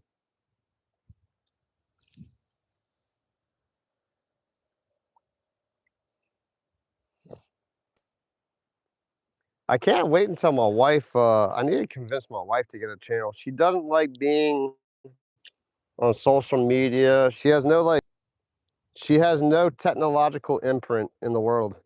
Like you can't find her because she just she doesn't want she she just doesn't want people to find her. She likes her privacy, and I get it. I used to be that way, and then I don't know what happened. I just like became a social butterfly or something. And now I'm just like, whatever. My information's out there. My phone knows what I'm thinking before I even say it. So is that hook set?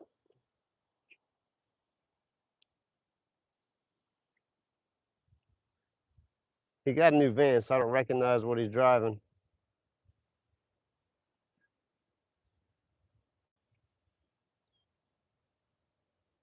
I'm trying, JB. I'm trying. I'm trying, man. That's all I can do is try. Without a try, there's no oomph.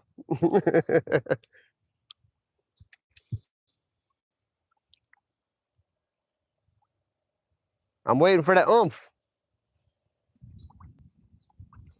I always try, man. I always try.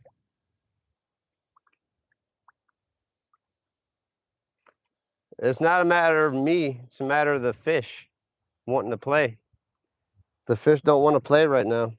About another month, the ladyfish will be in here, though. I'll be catching fish every cast. They're they're good bait, but you can't eat. I mean, I guess you could. Maybe I should try to eat a ladyfish. Ugh. I don't even know. I just don't even think I could stomach like thinking about that. Oh, have any of you tried to eat a ladyfish? If you know what a ladyfish is, some people call them skipjack. They're not really skipjacks. Poor man's tarpon, we call them out here. Have you ever eaten a ladyfish?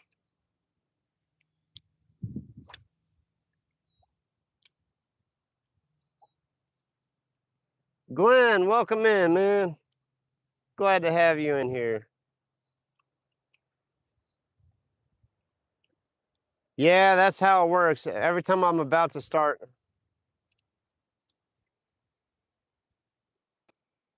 I know, right? Yak fishing. Like every now and then we see you in the picture. We're like, hey, that's what he looks like. Fish scales like that too, man. I get it.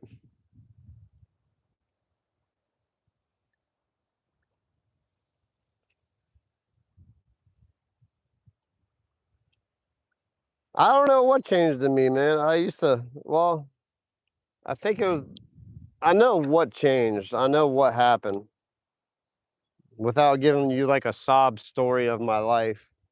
I used to get like picked on all the time and I wasn't accepted by my peers.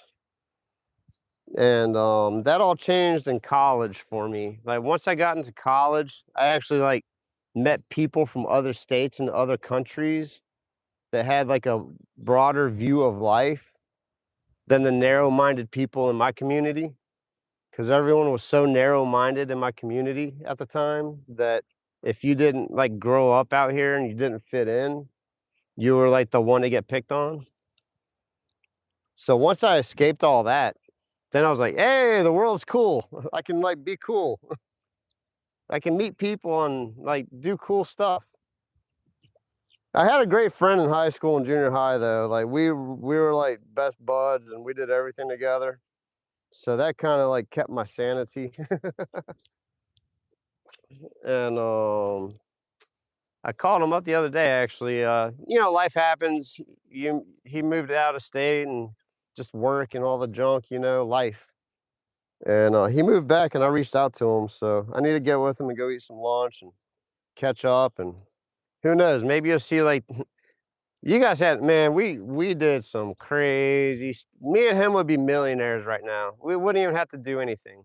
Like we were nuts. If we had YouTube when we were teenagers, we wouldn't even be sitting here. Like I'd be done. I'd be retired. I'd probably still be doing the crazy stuff. What am I saying? I still do the crazy stuff, just not to the level that we used to do it. We were like next level crazy, man. We did some insane junk. Not bad stuff. Just we were just nuts.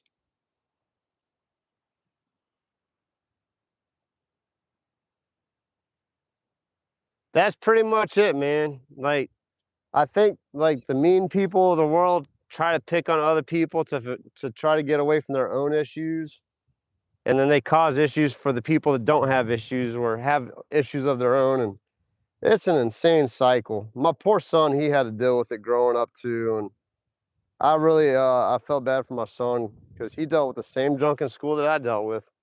I don't know if it's like a genetic thing or oh man, poor kid. My daughter, on the other hand, though, she really just took off and made a lot of friends and she did her thing. Anyway,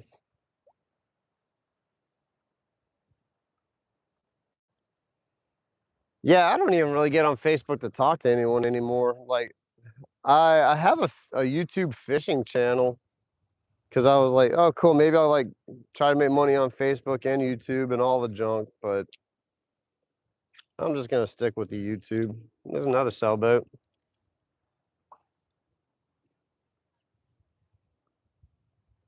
Defiance. Back in like there's a big marina. Like if you go back in this canal, it's like a little harbor or a marina, however you want to call it. There's like thousands of sailboats back there. It's really cool. People actually use their sailboats out here. I see so many of them, but like they do get out on them. So I always wonder, like, you see the sailboats just sitting in the slip, and like, do the people that own these things actually use them, or do they just like have them to say I have a sailboat? But the people actually out here actually use their sailboats.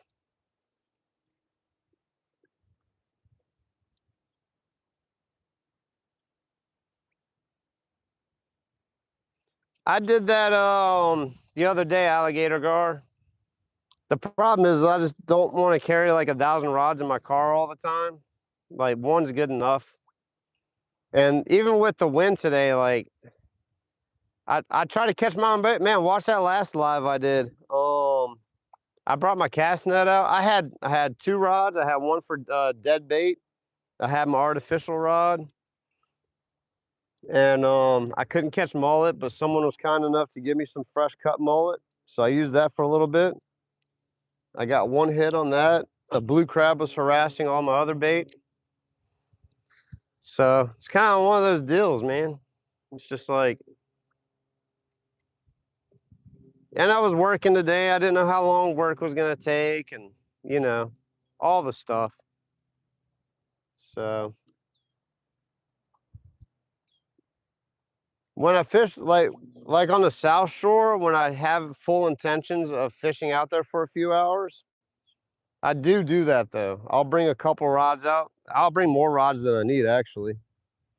I'll have one for dead bait. I'll have one for live bait. I'll have one that has an artificial on, and then I'll have another one just as a backup.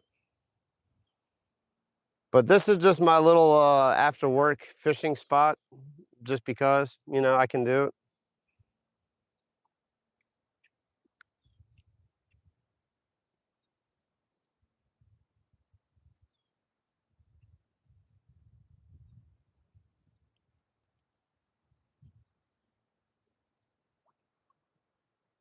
I'm trying, Daniel. Ronio's a beast. He said when it turns on, and it's on now. That's the difference though, man. Like, I almost got some live worms. Like, if I had a live worm and just like literally set it on the edge right here, I could catch some catfish and some bluegill and all that. But that's not what I want to catch though, you know what I mean? I want to catch I want to catch something cool. Catch a redfish or a speckled trout or a black drum, a flounder. That's why I fish the way I fish, you know? I'll take 1,000 casts to catch one crazy fish over catching 1,000 little bitty fish. That's just how I'm wired. Like if I catch one speckled trout, I freak out. It's like it makes my whole day.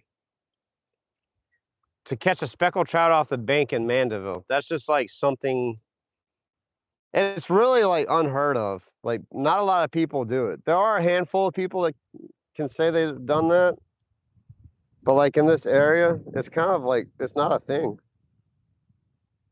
Most people do come out here and like just soak bait, and catch catfish and stuff like that. I'm kind of really wanting to catch a giant alligator gar now though. Like after landing that, like almost landing that one, it's kind of I'm on a mission though. I'm gonna get some cut bait. I think I'm just gonna let a cork float out there if I catch the right wind and all that junk. Today the wind is a fact. I can't fish like that today because of the wind. Like I can't even cast a popping cork out there. And if it landed, see, look, I just almost lost my phone. The cork would just blow right on in.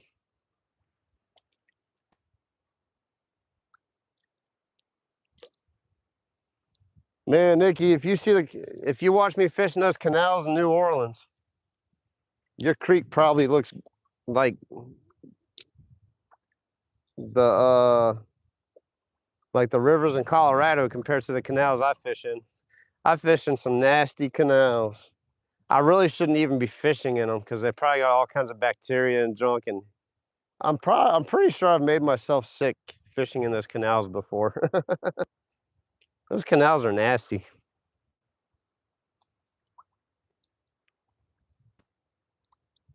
Hand saver. All right, go back and watch the live and scrub through it. I actually donated some of the donated bait to a buddy of mine down the, and he caught a little 2-foot alligator gar, and I had something pull the bait, and I tried to set the hook and missed it. So it actually worked out pretty good. We caught fish, well, a fish. I didn't catch it, but one of my buddies that popped out of here, he caught one, and it was in the live. You can go back and watch it. It was pretty cool.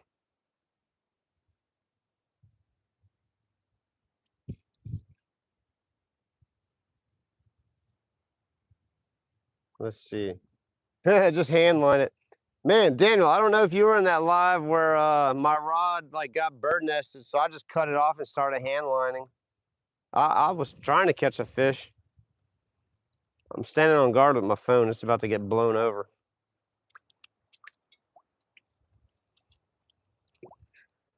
Guys, I honestly have about 2 hours to fish here, so I wonder if let me just change the lure. All right, let me make a lure change. That I've been doing. You saw that gar, Daniel? Wait, let's see. Regifted mullet. Yeah. Yeah, I regifted the gifted mullet. And it worked.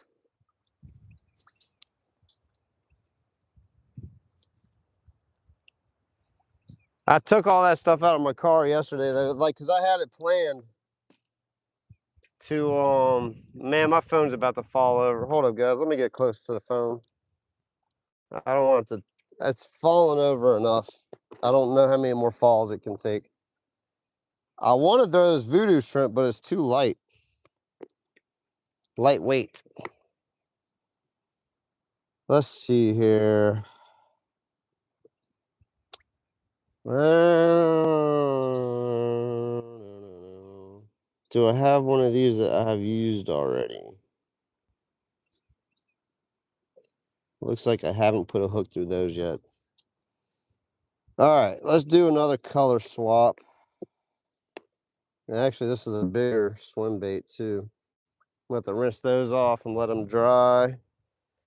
Let's go with the pink champagne. They're not going for the natural colors. Let's throw something unnatural at them.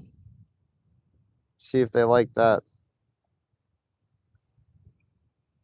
This is actually my summertime go-to lure out here. This pink champagne.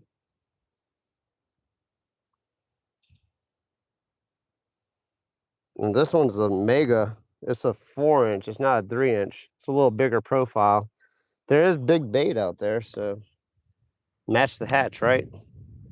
Let me go rinse these dudes off and let them dry so I can put them back in my tackle box. Because they're still good and I can put them back on the hook when I need to. I like to do that. I'll like rinse off my lures and let them dry while I'm fishing and just put them back in my tackle box. And if you rinse them off, like I have a lot of salt water right here. So I got to rinse the salt off. There you go. And the Procure and all the junk.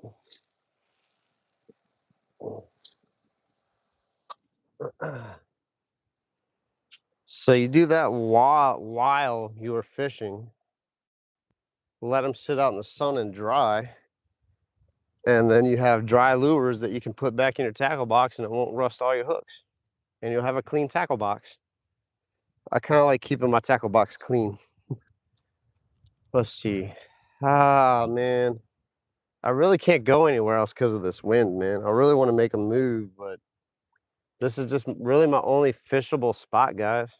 I wish I could change my location, but I can't. All right, let's let those dudes dry. Actually, I better, let me move my tackle box so if I do catch a giant fish, I don't kick it in the water. Let's keep it in the shade. Put those in the sun. I'm done talking to myself. Who else expresses their thoughts out loud?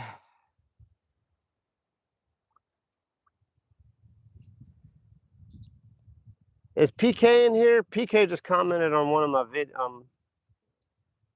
or maybe I commented on his video and he's just responding. I know PK is going through some stuff right now. Is PK in the chat? Let's see here.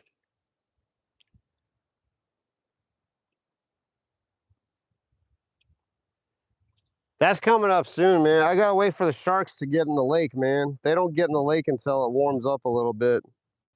They start chasing the mullet. The mullet run really hasn't started yet. Once the mullet get really thick in here and the pogies get in the lake, then all the other pelagics start coming into the lake, like the Jack Crevalle. I found a good spot to fish for Jack Crevalle now out of my kayak, so keep an eye out for that video in the next couple months. That should be epic. Courtesy of Fish Scale.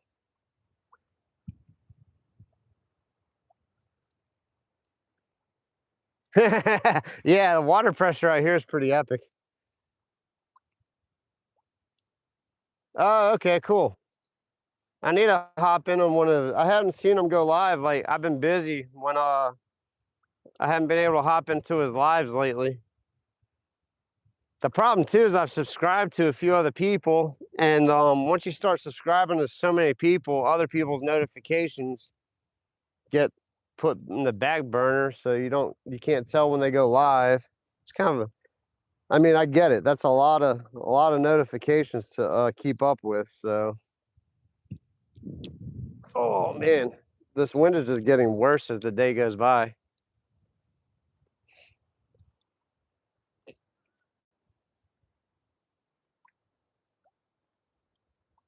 Oh, cool, alligator gar. Yeah, I was driving across the lake a couple weeks ago when it was calm, and I did notice a lot of bait. So that might be the little baby pogies. Like the big ones haven't really pushed in yet.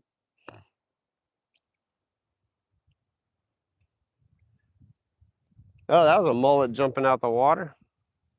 I can barely tell that there's a activity because the wind is ridiculous.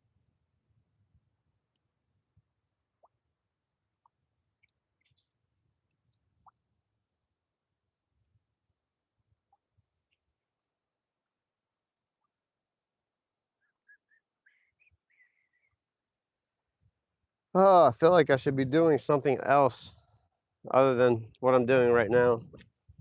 But unfortunately, that is just the way things are working out with work and everything. Oh man, can't wait to just get like in a regular groove, man.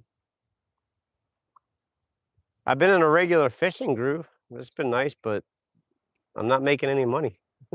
I mean, I'm making a little bit, but yeah, it's making me think about my situation at work and if I need to find a new career or something, man. I'm just the economy is just hitting everyone right now, so normally like the construction world is like we're like the last people to really feel the hit when the economy goes to crud.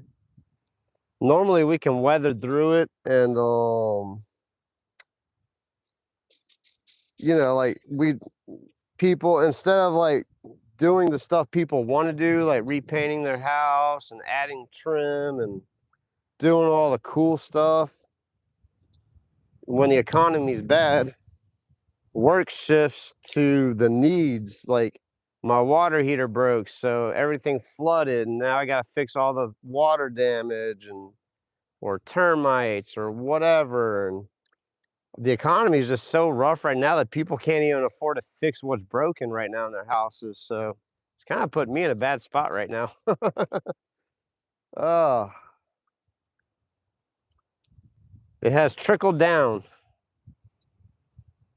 It's really making me think about just trying to find like I don't know. The problem is like once things pick up, then it's going to be ridiculous. I'm going to be so busy I can't fish, which will be a great problem for work. For you guys, it'll be a problem because you won't be seeing me as much. But this is paying my bills right now, so I really need the work stuff to pick up. Ah, can you guys hear that wind? I know the microphone's been doing a pretty good job at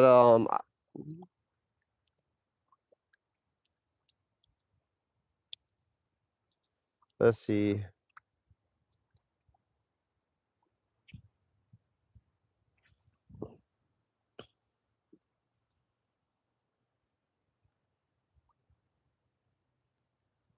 Alligator gar, I know the exact answer to that question. So Jack Crevalle are pelagic fish, like in the Gulf, like big water, like true saltwater fish. They have giant eyeballs, and when the sun comes up, the sun it hurts their eyes, so they gotta go deeper when the sun comes up. But if there's a lot of bait activity during the day, they will come up to feed in the middle of the day. Like you can find them, but the only way they'll come up when it's sunny is if they're having to feed. But their eyes are really sensitive to the sun. So like even when you offshore fish, like you have what's called the golden hour. Right when the sun's coming up, you have an hour and a half to fish. Once that sun gets to a certain point, the pelagics go down to the deeper water because they have giant eyeballs and there's no way to protect their eyes from the sun because there's no structure. And they have to always be on the move. Like that pelagic fish move. It's not like a speckled trout where they just sit and school up. Like speckled trout can like hang out for a little while. Redfish, they can hang out. Jack Crevalle can't hang out. If they're not moving and swimming, they'll die. They gotta have that water running over their gills. Like pelagic fish need to move fast in order to survive. Kind of like sharks. I mean, some sharks can sit and chill, but most sharks have to keep moving. Same thing with pelagic fish. So half of it is their eyes. They're sensitive to the sun, so they got to go deeper so they're not getting, I mean, if you stare at the sun, it hurts, right? So that's half the reason why the Jack Crevalle don't bite during the middle of the day. You see them like bust up on the lakefront in the morning is because the sun's not in their eye and they're chasing the bait around. But the bait does the same thing too. The bait will go down during the day as well. So the jacks go down and they can still feed, they follow the bait. So there's two reasons. The eyes, the sun hurts their eyes, and they follow the bait. The bait does the same thing too. When it gets sunny, they go down to the bottom to get out of the sun. It's really that simple. There's no like crazy explanation to it.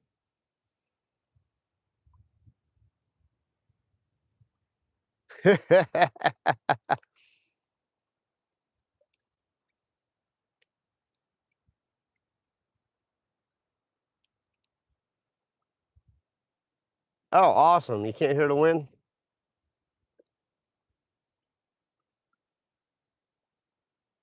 Let's see.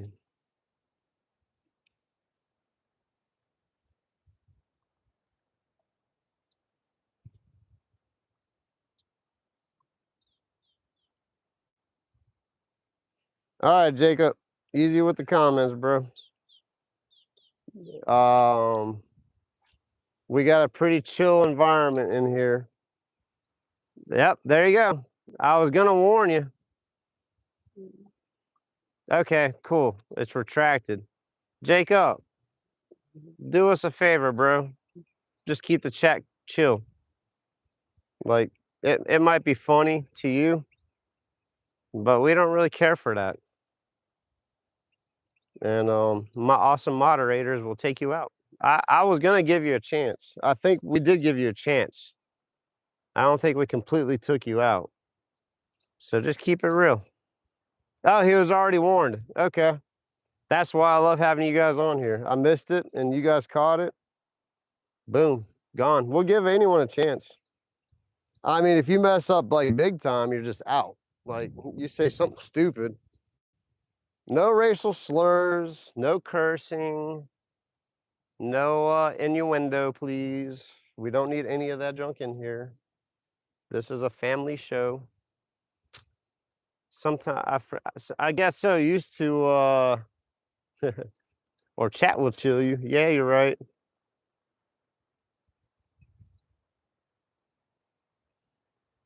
Yeah, yak fishing. Actually, I need to keep an eye on this.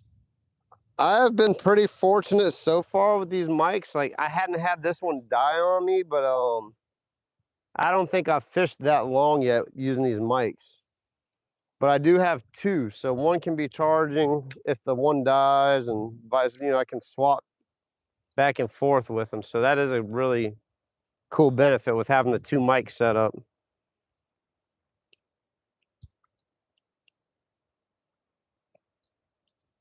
Yeah, you guys know what's up. I trust you guys in the chat. I appreciate. That's why I chose you guys as moderators. The people that can actually pull people out of here, I know that they're good at what they do, and they know the vibe of everyone's channel. So thankfully, I don't have a problem with like some people have had to like completely pull all their moderators out and reset up their moderators because I guess it got out of control. Thankfully, I haven't had to deal with that yet, but I'm not that far. Like I don't have like 10, 15,000 subscribers or anything crazy like that. So I haven't reached that status. And honestly, I'm not going to really mod anyone full. Like I'm pretty much, if I know you, like yak fishing in here, I'll definitely I'll put the shield on them so people can check their channels out because I'm all about supporting people that way. But I'm pretty much limited out on who I want to make as moderators in here. So I have a great crew. Everyone knows the jive of the channel, and we just keep it drama free up in here. I think there's like stages of the trolls though. Like right when I first started going live, I was about to just stop doing lives, man. Like when you first get into it, you're like in Trollville. That's all you pretty much have in the chat. Then you build up the community, and then like you get the moderators, and it helps. And then there's like you get up to like upper echelon, then you got to deal with a whole nother set of trolls.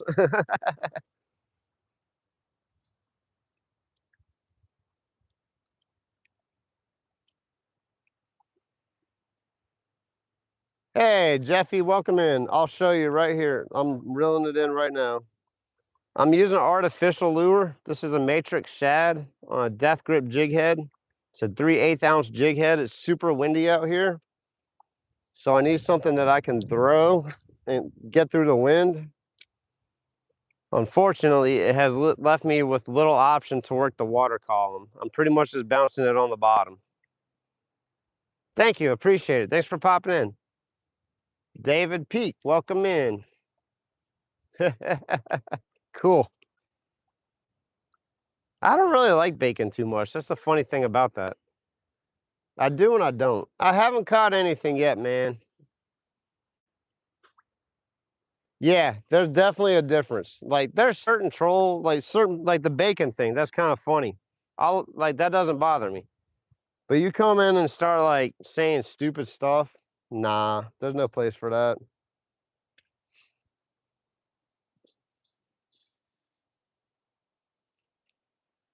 It kind of used to bother me at first because like it kicked in that knee jerk reaction in me because like I don't tolerate junk.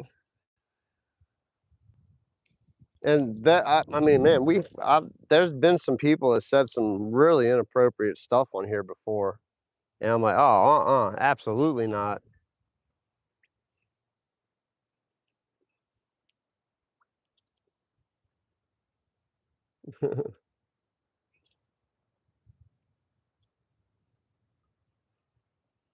So, okay.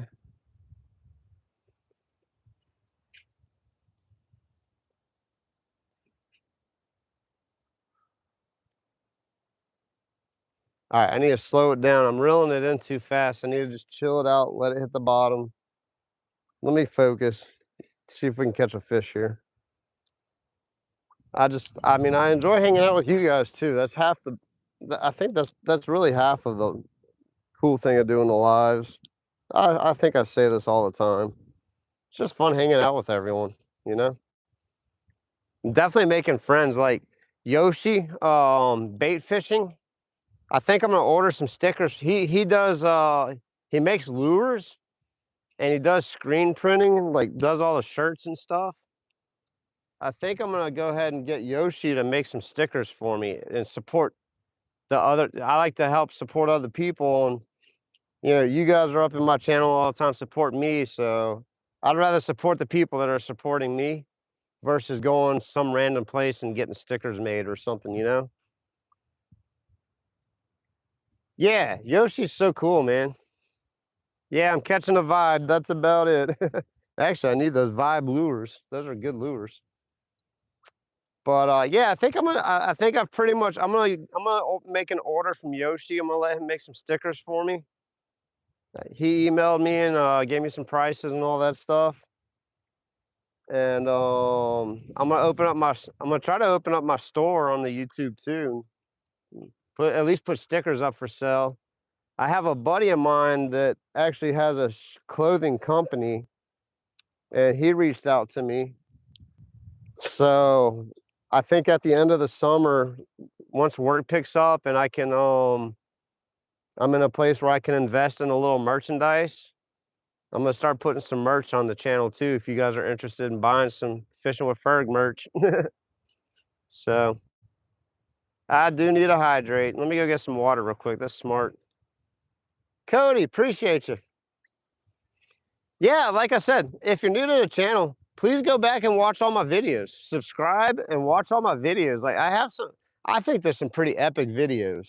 I have some not so epic videos too, but like my videos, when I make videos, it's all fishing. There's none of like the live streams are just live streams. And I have some epic live streams too, though. Like when I get on my kayak, watch my live kayak fishing streams. And then I caught that 5 foot alligator gar. You know, it's just with the lives you gotta kind of work through them and find when I catch the fish and stuff.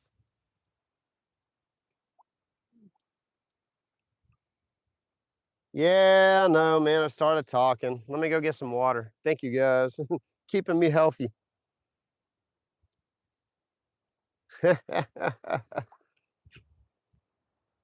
And then I'm gonna come back and regroup, and I'm gonna slow down my retrieve and just jig on the bottom, and hopefully a fish will find my lure. That bright pink and white.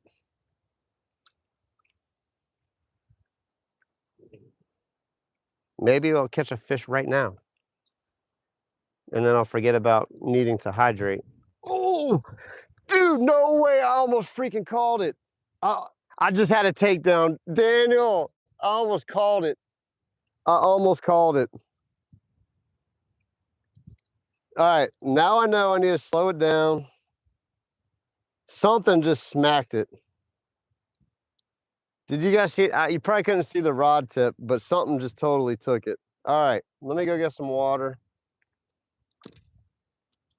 I'm gonna walk to my car. I'll be right back. If anyone's asking where I went, I'm trying to get the fish for you, bro. It's not even close to the end of the live yet. I got battery. I got everything. That was a fish. I go into freak out mode when I catch fish. I was almost in the freak out mode. I'll be right back. Let me get some water. Agua, I need agua. Can you guys still hear me? Let's see how far. My car is parked pretty far away.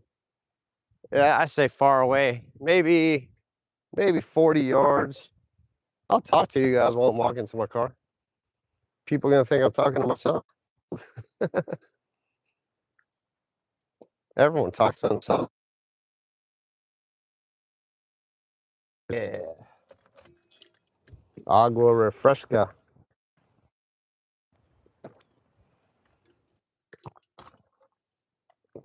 Oh, that's good. This water break was brought to you by Nikki and Daniel and the rest of the chat. Ooh, my phone didn't fall over. Thank goodness. I've been kind of trying to stay close to my phone. All right, now it's time to catch a fish. Game on. That was 100% a fish strike. Oh man. Now I know what to do now. I know what I need to do now.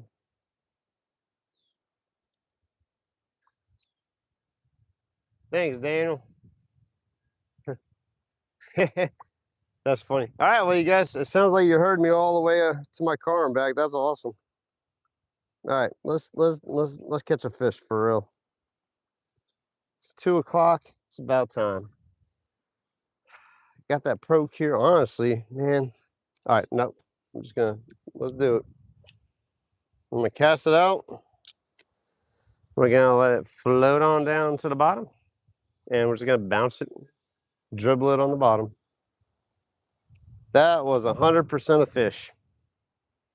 Let's see. All right, here we go. Feel like I'm dropping in on my skateboard. Let's do this for real. You know, it's like bass fishing. You ever bass fish in a pond? You just twist that worm just a little bit. That's all it takes is that little bitty twitch. I feel like that's what I need to be doing.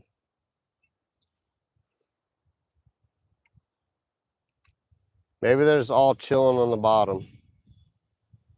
Goodness, that wind is insane.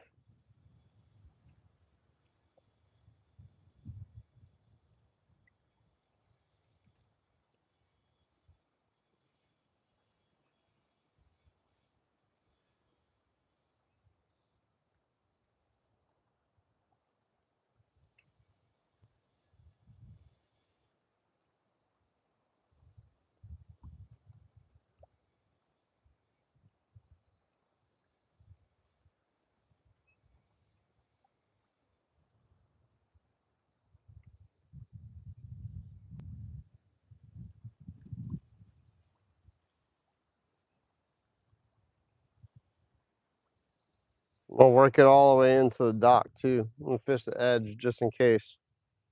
I mean, I caught the gar literally a foot in front of me last time. It just came up from the bottom and woof, swooped at it, and just like that. Like that's how it happened. I'm just like talking to Daniel on the chat, like, "Hey, what's up, man?" And I saw the flash right by my feet. That's how it happened.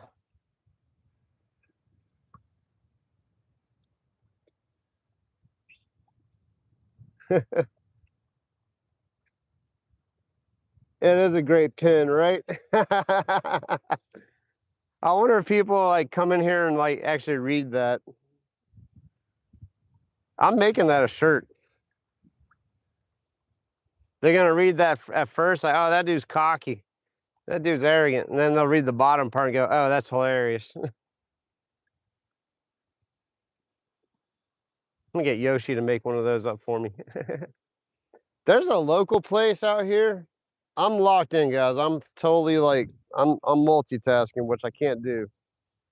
But I'm definitely locked in. I'm gonna try to But there's a local place out here that I was gonna get stickers made from, and their prices were ridiculous. I was like, absolutely not. So I think I'm gonna go Yoshi bait fishing.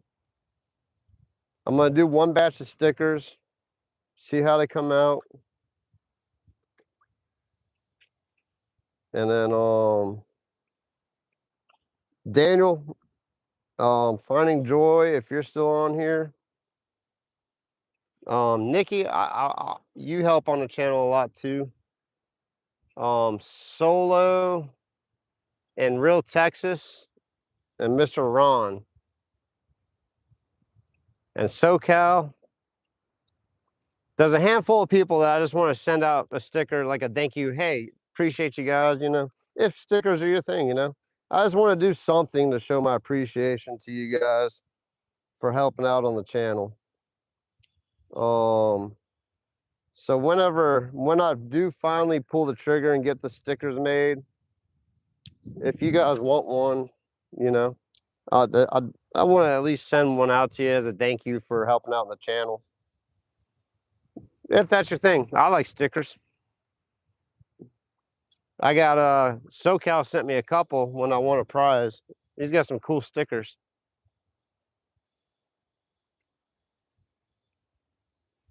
I got some stickers from 30 miles out. I got all kinds of stickers. Yeah.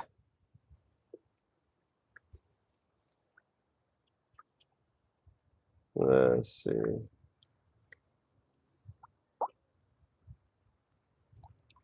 Yeah, short strikes are tough. They just come and hit the tail and you can't. That's why I wanted to use the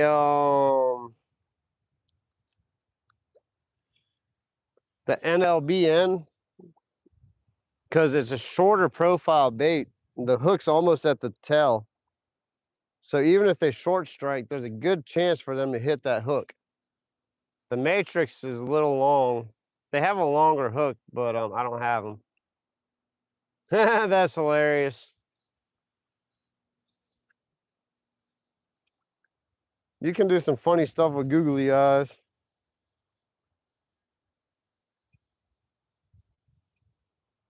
Come on. I know that was a bite. We're going to get one here eventually.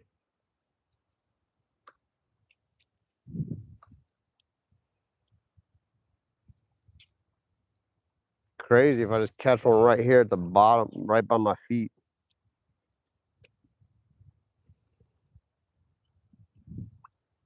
I'll really lose my stuff then. I'll probably like fall in the water or something.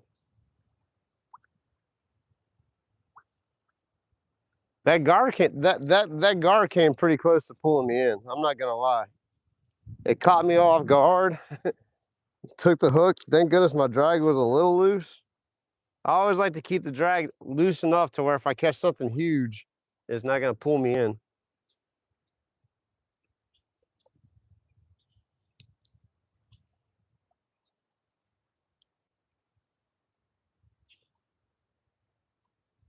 That's funny.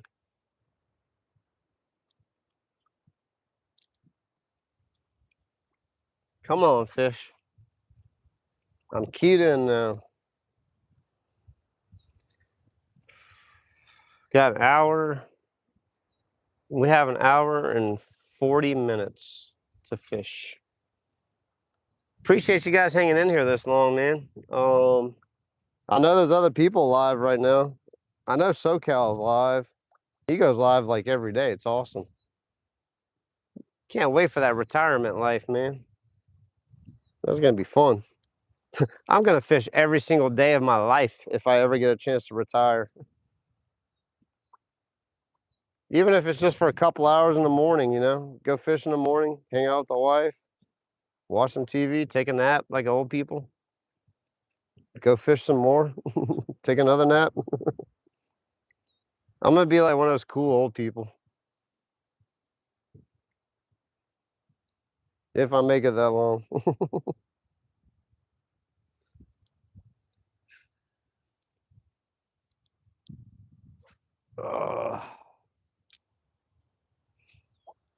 Let's see here.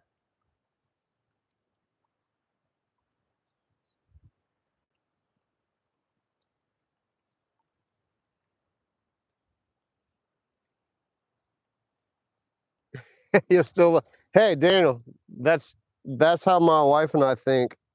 Like, I don't want a giant mansion or anything. Like, I don't want all the crazy stuff. I mean, I'd love to have a nice truck and a nice boat. That's about the only thing that'll change. I mean, I'd have a nice house.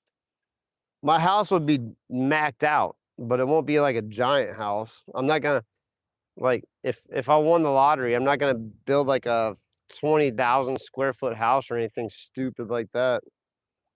I see it all the time, man. Like, dude, it blows my mind that like I mean, some people actually use their houses to entertain and all that. Like in South Louisiana, with Mardi Gras and all the people just like to entertain and host parties. So I get the people that have the houses that do that. But I've worked for some people. I know, like the kids are grown. The gal of the house, they don't entertain, they don't host, and they got this massive, giant house with like 20 rooms and like, what do you do with that? Like, I just don't get it. Like a giant tax write-off or something. Maybe that's what it is. Like some people just make so much money that they got to build like giant houses to write off taxes or something. I don't know. I don't even know if I want to be in a position to understand. Like, that's just insane. Blows my mind. I know a lot of people are just in debt. Dude, you are not kidding, Daniel. There is a lot to being said, like to be able to walk in out your backyard, sit on the patio, throw a line in the water, get some bluegill, feed the birds, take the boat out whenever you want to. That's the life, man. That's what I'm talking about. I don't want to live on the water though. There's like the flooding, I want to be far enough away from water that I don't have to worry about floods because that's not fun. But I want to be close enough to where I can just pull my boat and go one day when I get a boat.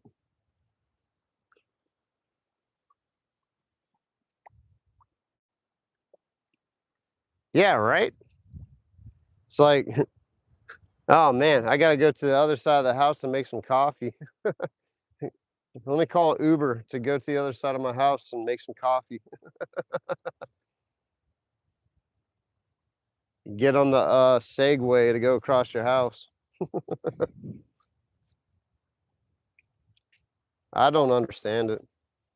Like I said, I understand the people that have the space for entertainment and that host parties and whatever. I get that. There's definitely a place for that if that's your thing. Some people live for that. They just like hosting other people's parties and weddings and like that I get.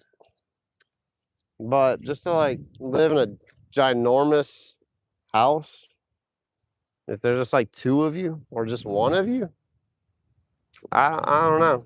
I don't get it. Exactly. Use my skateboard. I maybe like push pulling my skateboard to the other side of the house. Going down the stairs. Woo!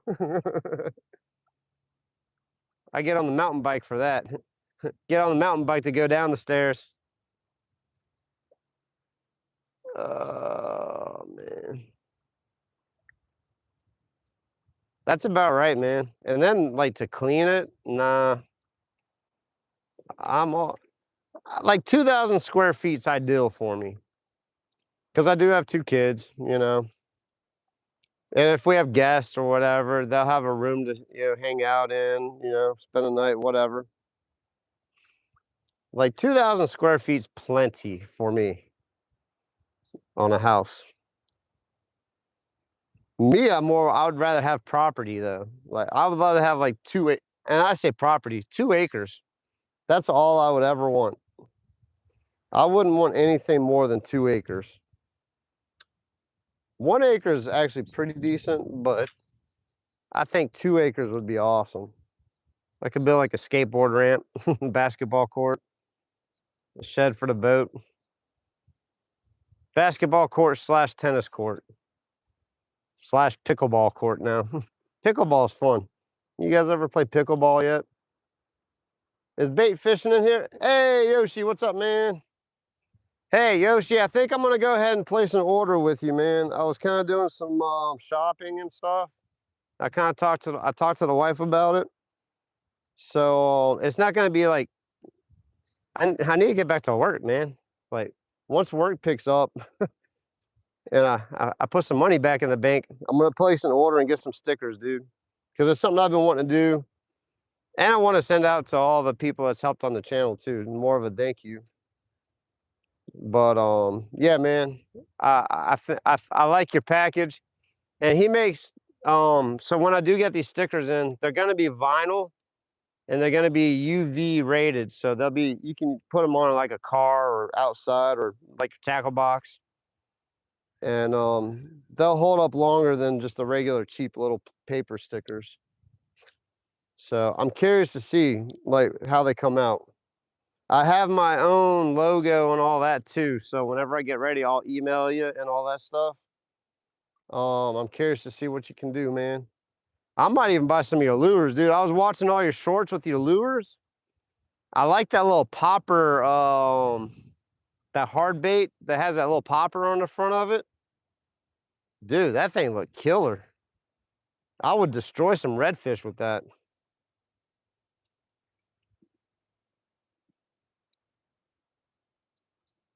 Absolutely, man. Yeah, I think I pretty much settled on just I'll start off and make one order with you and we'll see how it goes. And I have pretty high confidence in it though after seeing your channel. So it looks like you put out a pretty good product, sir. I think the 3-inch sticker is the way to go too. I'll probably just get like a 3-inch circle sticker. It doesn't have to be anything. Just put my logo on it.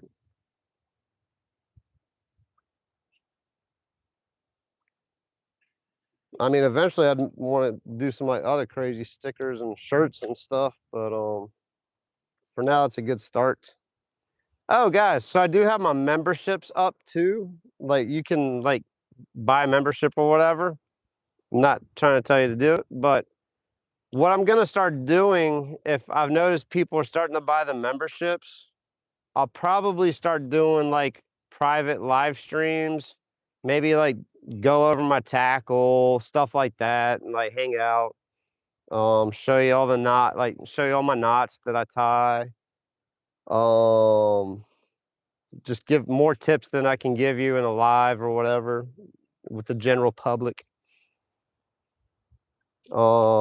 Maybe play some music. Who knows?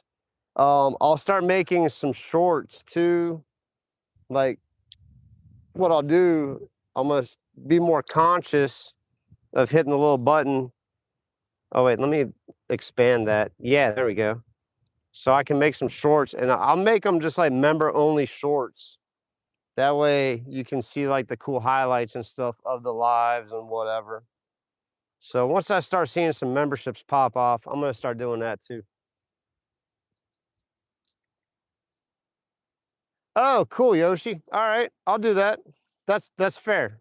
All right, I appreciate that. That's you're a smart businessman. You are you I like the way you think, man. That's awesome.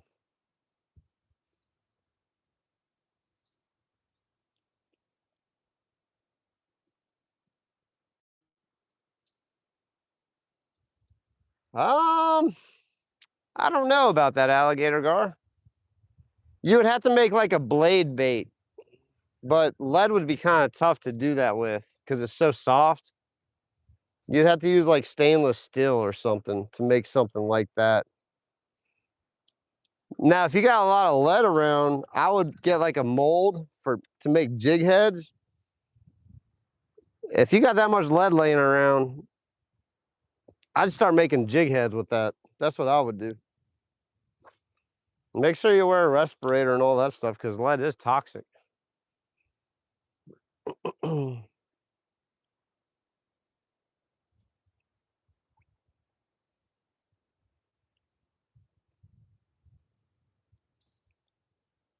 Oh, cool. Yeah, dude, just start making jig heads.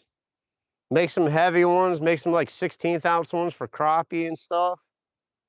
If I had the time and the materials and all that, I would do that too. I'd make my own jig heads. Honestly, I love the death grip jig heads so much. I'd probably still just buy their jig heads because they make the best jig heads out there. I think they do have a patent. So, I mean, the guy who makes death grip jig heads, he also has a bunch of soft plastics and lures. So he's a smart businessman. I'm pretty sure his stuff's patented. There is another company that's trying to do similar, and they just changed the shape of the jig head itself. Smart on them, but I think their stuff's a little less expensive too. But man, I mean, Death Grip jig heads have just treated me well, and I'm not sponsored by them. I wish I was, but I just love their products so much. I think I was talking to my mother-in-law the other day about something like that. Like, I'd rather buy one high quality thing than 100 things that are garbage. Like, give me one high quality thing over 100 pieces of junk. Like, I've used cheap equipment. I've used all the stuff throughout my life. And not all expensive things are good either. Like, don't get me wrong. Like, you can spend a lot of money on garbage, you know? So I'm all about quality, man. Like, I'd rather spend 10 extra dollars and buy the thing that is better made and a better product than buying 100 of the garbage pieces of junk. Yeah. Hey, Alligator Gar, watch. There's a dude who's been making jigs and stuff. He's new to the scene, but I think he's getting it down. Release the number 2 to the grease. Watch Release to the Grease, his channel. Dude, the dude is like making jigs. You can pretty much go on his channel every day and he's making jigs. And he's learning too, but yeah, make sure your mold is hot. The lead obviously has to be hot, all the junk. I'm learning, I'm watching what he's doing and I'm learning because one day I'll probably end up doing stuff like that.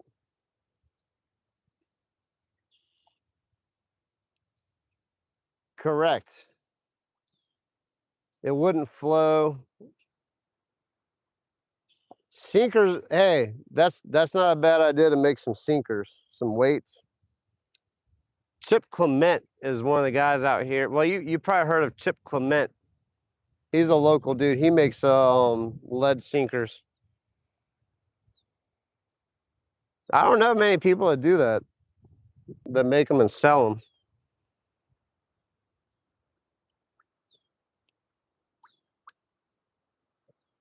Okay.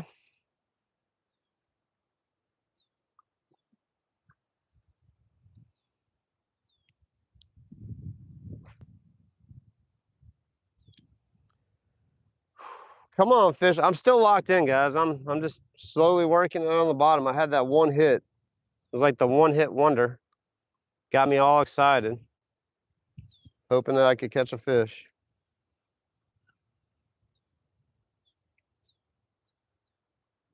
Let's just slow roll it. See what happens.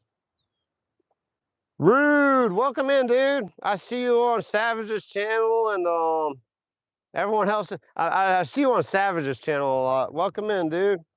Appreciate you hopping in for a second.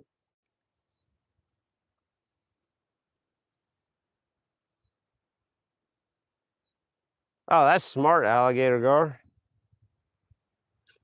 Actually, I had a cast net that was torn to shreds. I actually gave it to the gentleman, and I told him, man, if you want to fix it, you can fix it. Ooh, almost lost my rod. Almost went flying. It's the only thing I hate about two-piece rods.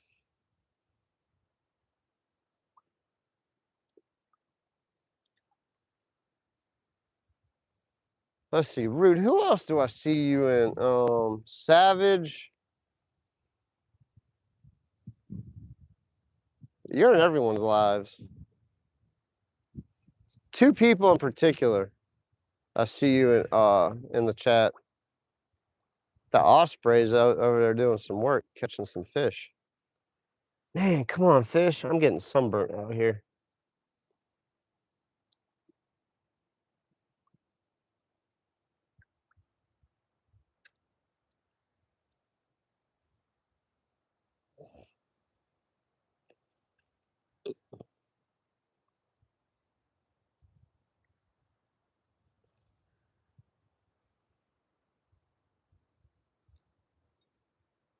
Yeah, he is, man. I've seen him everywhere.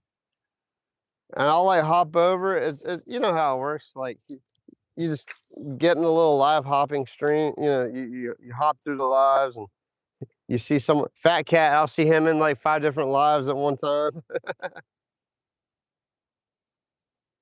I need to see it, man. And that's the thing. Like I subbed the fat cat. I turned the notification bell to all, and I was getting his notifications for a minute. And then all of a sudden, like I don't get notifications, so like I don't know when he's going live. And he fishes late. Like he'll fish until like 3 or 4 o'clock in the morning.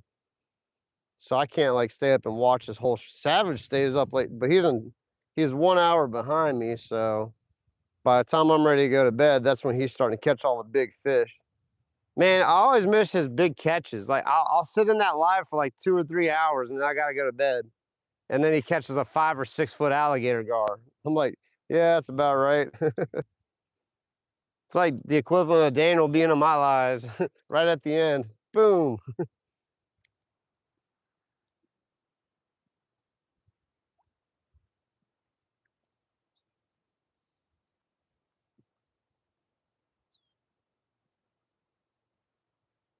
Appreciate you, Daniel. Dude, that means so much, man. I really appreciate it. I'm glad you think that much of me. I need to get out in the kayak and do some real catching for you guys, man. I feel like, I mean, I'm not letting anyone down. I know that. It's not like, it's just part of the nature of fishing. But man, every now and then, like that one fish makes the whole live. You know what I mean? Sometimes that one fish just makes it.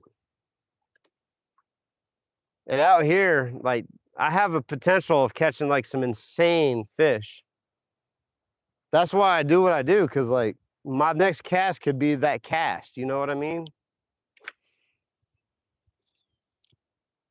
I mean I'll take I've probably cast it about 1,000 times already today. Yeah, we still got about an hour, dude. A little bit over an hour actually. What's up, Derek? Welcome in, man.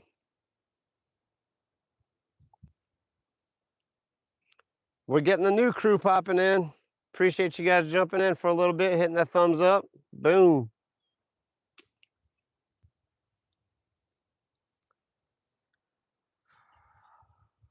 I'm trying, guys. I'm working hard to get a bite. Just don't have great conditions to. I mean, honestly, it's not bad. It's really super windy. Check this junk out if you guys can see this. Let's see. That's the open water out there. Watch the waves crash over that wall. See the waves crashing over? It's no joke out there.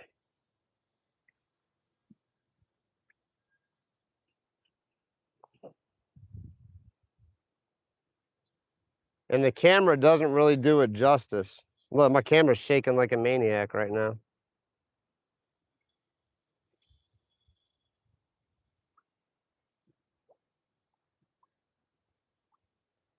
Oh, night fright. I am trying to catch, I would love to catch a speckled trout. But just fishing for whatever bites, man. Everything's on the table. I'm in southeast Louisiana. I'm fishing brackish water. So I got options of catching anything that fishes in salt water and anything that fishes in fresh water. Just depends on what fish wants to swim past.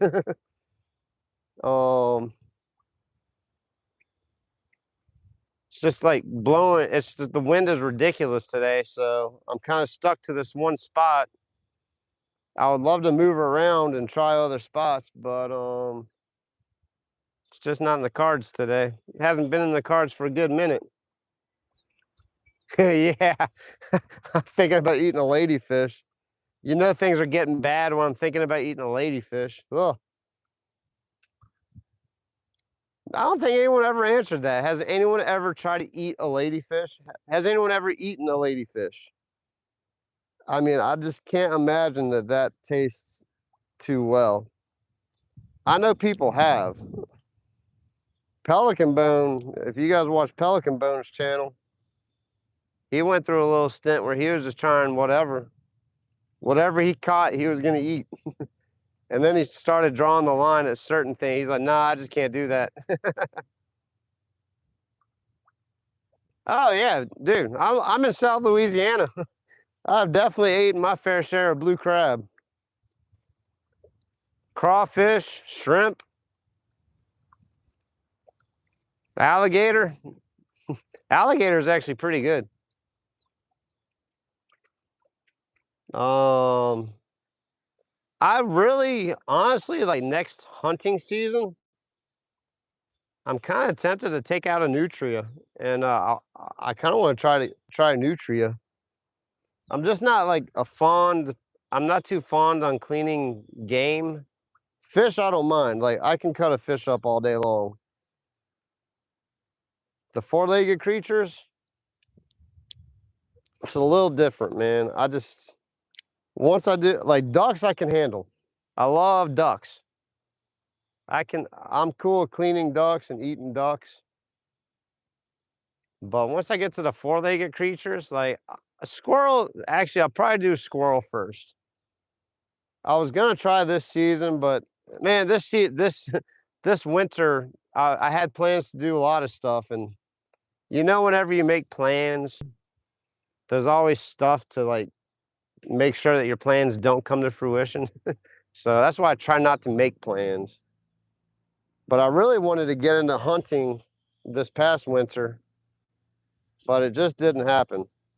I did go on 2 duck hunts, and we did not shoot a single duck. We saw 1 flock of ducks. So next year, I'm probably gonna take the kayak out. I might try to get some pool coot, whatever you wanna call them. Ladyfish have kind of their own flavors.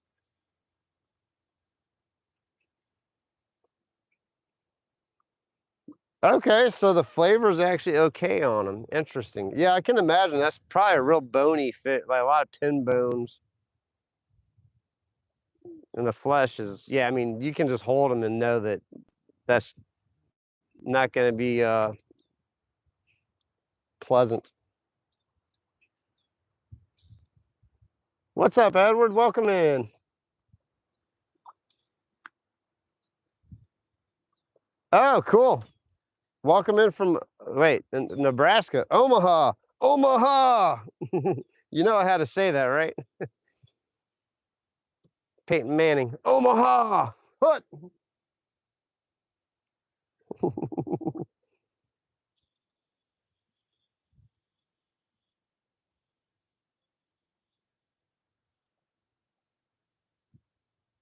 Let's see. Yeah, that's what hey, Solo, welcome in, man. Good to see you.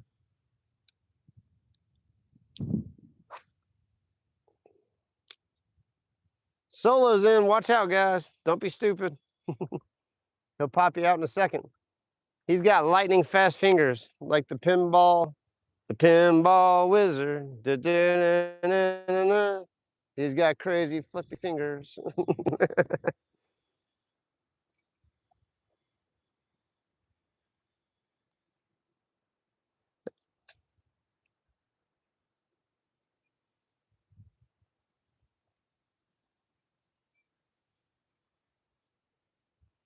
Yeah, right? Can't even blink.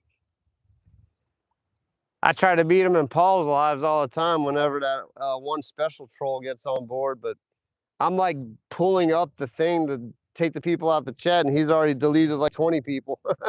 Like, man, how in the world?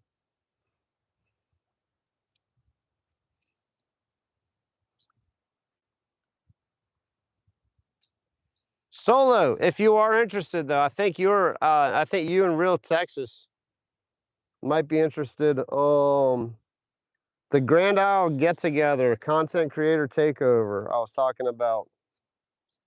I'm gonna plan to do that in October, man. It's just I was thinking about, yeah, it was next month. I was gonna do it after like a couple weekends after Mother's Day, but there's just too much going on. Like, and I didn't. My daughter's graduating high school, and a lot of other people's kids are graduating. All that, like, that's just a busy time of the year to do anything.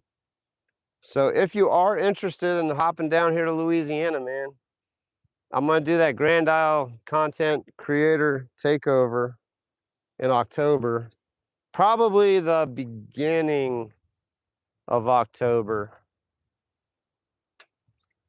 That's when the fishing really gets good and it doesn't get cold. It's not raining all the time. Like, those first couple weeks of October are just like the most absolute amazing. It's just like the most amazing time to fish anywhere, I think, in the country, honestly.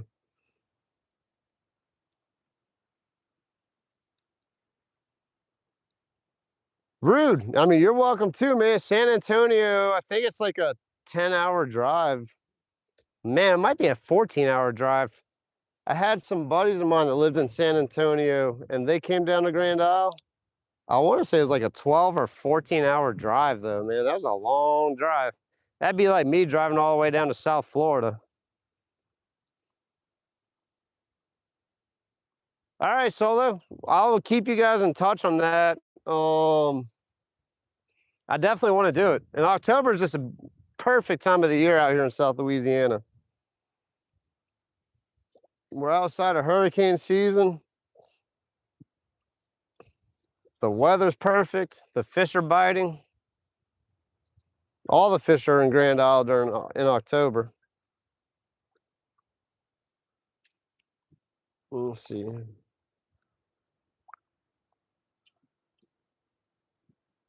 Wait.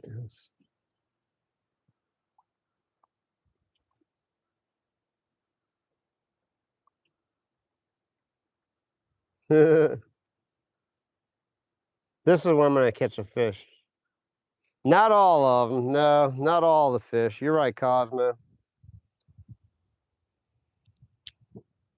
It's right when the speckled trout they finish their spawn, so you can kind of catch them on the way in. Well, that's really, let's see.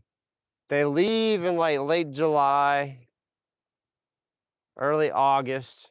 They head out. So they're spawning in September. They're probably already making their way back in October. Like, October is when they start making their way back inshore. That's when I start catching speckled trout back in the marsh, like nice ones, not like you can catch trout year round, depending on the conditions anyway.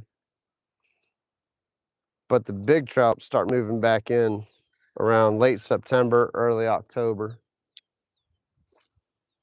Redfish, flounder, Spanish mackerel, sharks.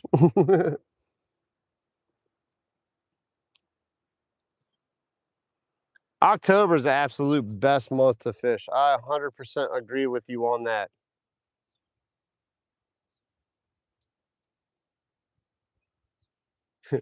What did Joy do?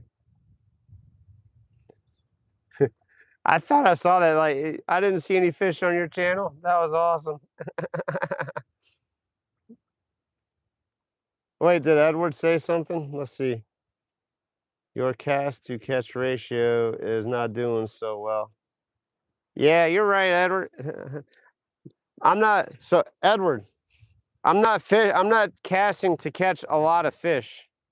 I'm casting to catch one big fish or one particular. I'm targeting my casts. And I'm just in one spot, so I'm waiting for the fish to swim by one.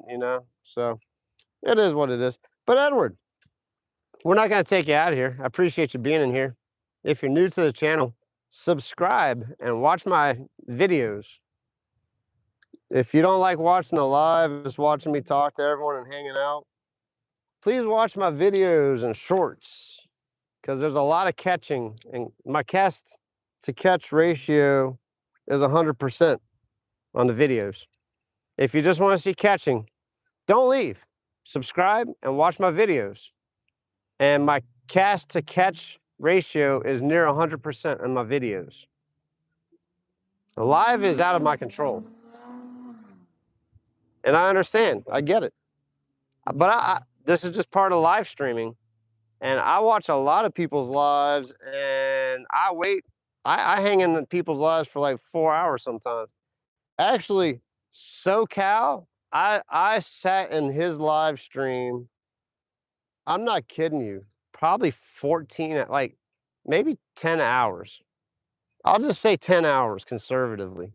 It felt like it was 14 hours. It was his birthday. No, it wasn't his birthday stream. It was the day he caught the lake record, I think.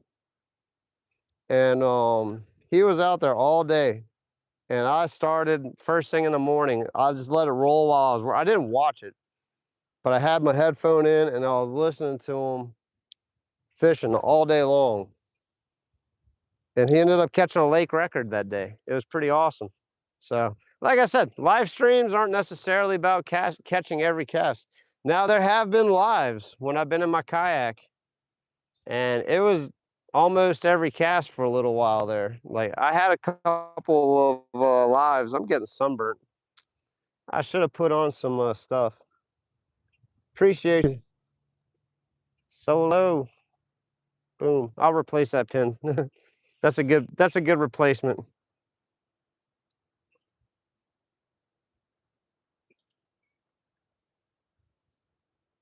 Edward, alligator, I think one of like the biggest alligator gar was like 15 feet long. I mean, maybe even bigger than that. I've seen, when I was a teenager, I used to go to this campground. Actually, I'm glad we're talking about this. I need to go to this campground. There's a lake that's connected to a river. I'm not even kidding you. When I saw this alligator gar, must have been 8 feet long. It was dead on the bank. Someone must have foul hooked it and killed it. And they just threw it on the bank. And that sucker was 8 feet long. It was insane. But alligator gar get up to like, I know that at least 15 feet. I don't know what like the biggest alligator gar caught was, but they get humongous.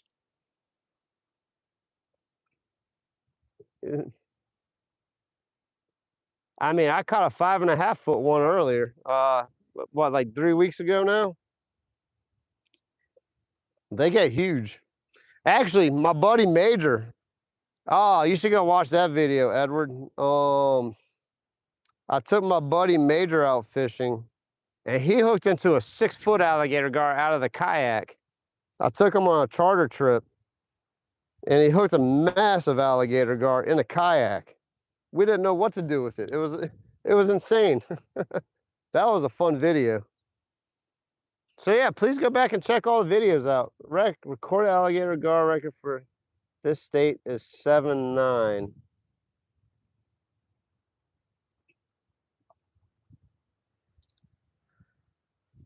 Dude, I don't know, man. I think it's bigger than that. The alligator gar rodeo, dude, they're like bringing in some monsters. I'm gonna fish the alligator gar rodeo this year too. I forgot about that. I'm gonna fish Ride the Bull. I'm gonna try a live stream Ride the Bull if I can. It's a kayak tournament in Grand Isle. And then I'm gonna fish the alligator gar rodeo this year. That's the other one I wanted to do. That's what I thought. Like, they get huge. I mean, I've seen videos of like, I mean, it might be AI, who knows? I've seen videos of like 12-foot alligator gar, like old school pictures where they got like guys lined up in front of it, and it was a solid 12-foot alligator gar. Like, they're dinosaurs. They are straight up dinosaurs of the water. Interesting.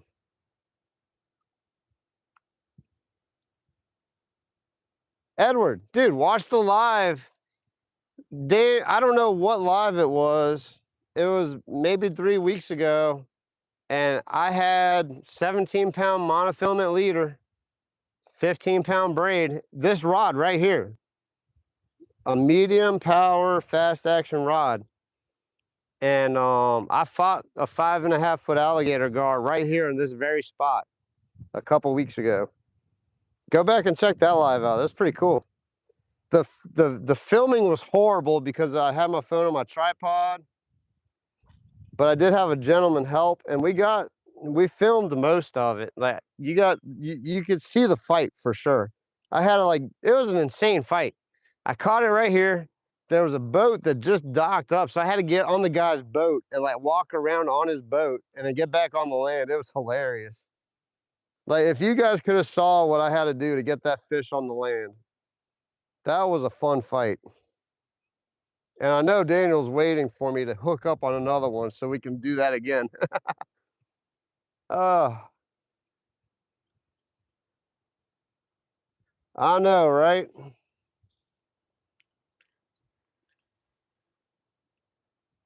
Oh, okay, Toledo Bend. Yeah, yeah. Dude, I've seen in person like some insanely huge alligator gar.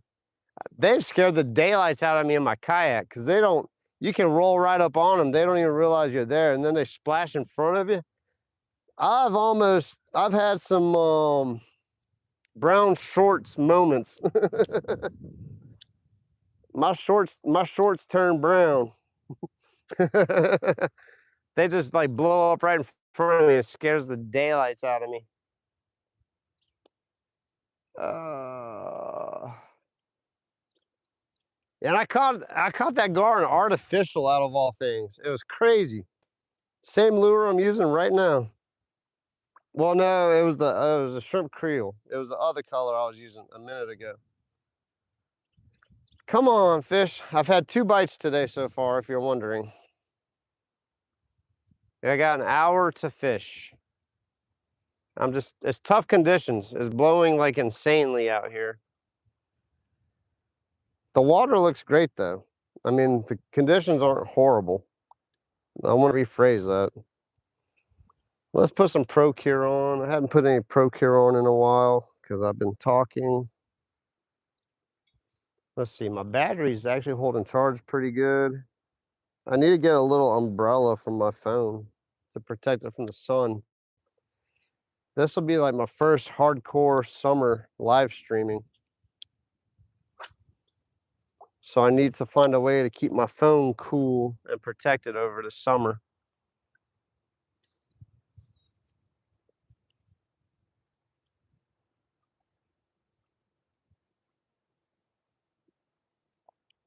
Mr. Ron, what's up? Oh, awesome. I'm glad we finally got, I'm glad your email finally got through and we got in touch.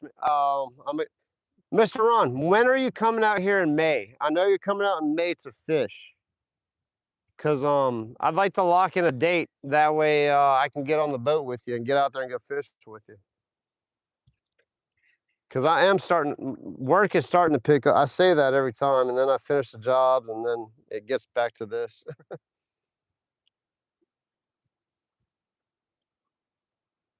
Going to tear into the brakes tomorrow on the boat trailer.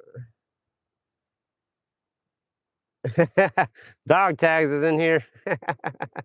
That's funny. Daniel's been in here the whole time. Dog tags. Dog tags was in here first though. He was in here right after he finished his stuff. I'll give that to him. Let's see here. Play nice, boys. They really don't. That's the funny thing about gar. Like, I've caught in a couple really big ones, and I tamed them. I was able to tame them out pretty quick. Like, it didn't take me long to walk that other one to the dock the other day. Yeah. Now, I mean, if you're, I think the tricky part with alligator gar is when you're trying to land them. Like, just walking them in the water. Dude, I was walking that gar like a dog, dude. I was just walking him down. He was just chilling, following me. Like, okay, I'll go this way. The second I tried to pull that thing out the water, it went nuts. That's when you got to be careful with them. Like when you're trying to get them out of the water. That's what I find. I need to get a lasso. That's the other thing too. When I actually target them, which I'm gonna do this year, I see a dead fish. I bet that osprey killed that and dropped it in the water. I need to get a little lasso so I can just land them.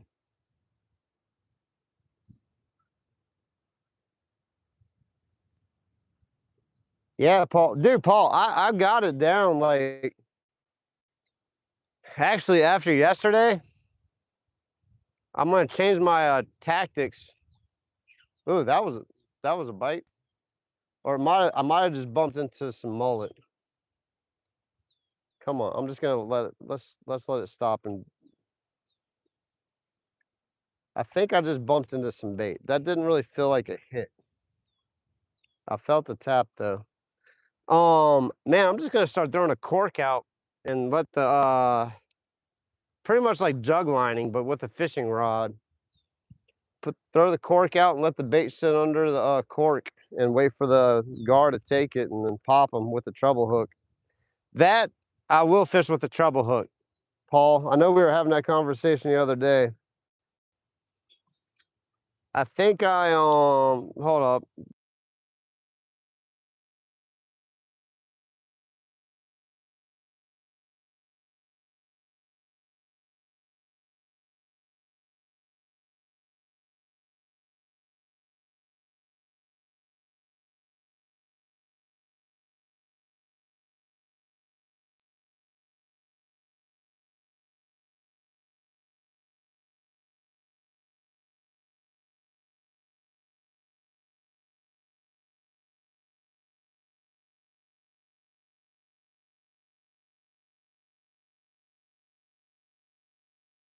Sorry, it's a beautiful day out here and someone's riding his little tricycle with the music blaring.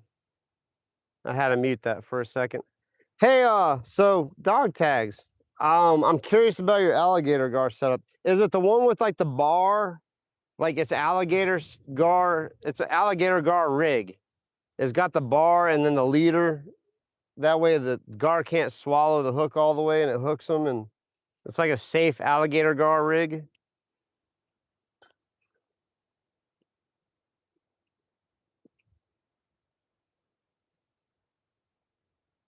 Yeah, the gar saver rig.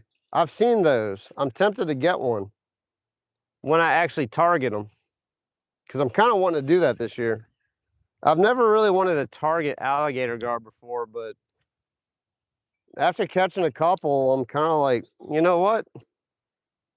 I tell you, that's the difference with the live stream and making videos too. The live stream has completely changed the way I fish. When I was trying to make it on YouTube with the videos, I had to target speckled trout. So it means I had to like go all over the map and do all the stupid stuff and drive all over the place. And I just got tired of it. So with the live streams, it's given me a lot more freedom to just fish. So now I'm just like targeting everything. Like I don't care what I catch at this point. That's cool, Edward. I would love to come out there and catch some walleye, man. That would be epic. I want to catch a pike and a sturgeon and all the stuff. All right, let me see what dog tags had. No, but carpenter string. Oh, dude, you fish hookless. That's smart. You've got some ideas, dude. Like, I don't know who's using your is it who's using your magic bait? Is it um SoCal? Like you have a special bait that you make up, and I think you gave the recipe to SoCal or someone for carp, I think. Dude, that is smart.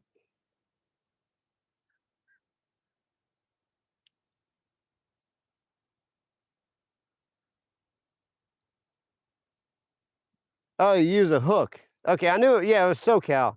Dude, I am sunburnt. I might have, dude, I'm gonna have to check that out, bro. I don't know if you still have my. I was going through my emails and I saw when we were emailing each other back in the day because you were trying to come out here. We were trying to get together so you could come fish the causeway with me. I want to see the gar setup, dude, because I would like to catch them safely and not miss them either. Because what I was gonna do is I was gonna use still leader, but flexible still, like the stuff you use for like king mackerel, like a king mackerel, like a stinger rig almost. I was gonna build something like that with the still leader so I don't get cut off. I've caught them on monofilament leader though. That's the funny thing.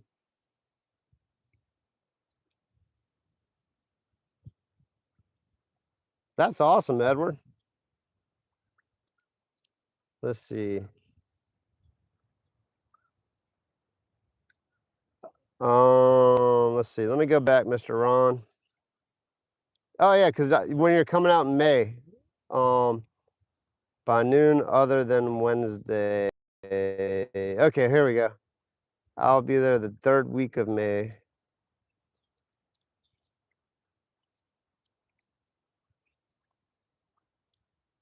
Okay, cool. That might actually work out, Mr. Ron. That's perfect. Cool. That'll give me some time to really schedule it, and I'll make sure I'm off so we can go out on the boat. That would be epic. Sorry, I got caught up in the alligator gar conversation.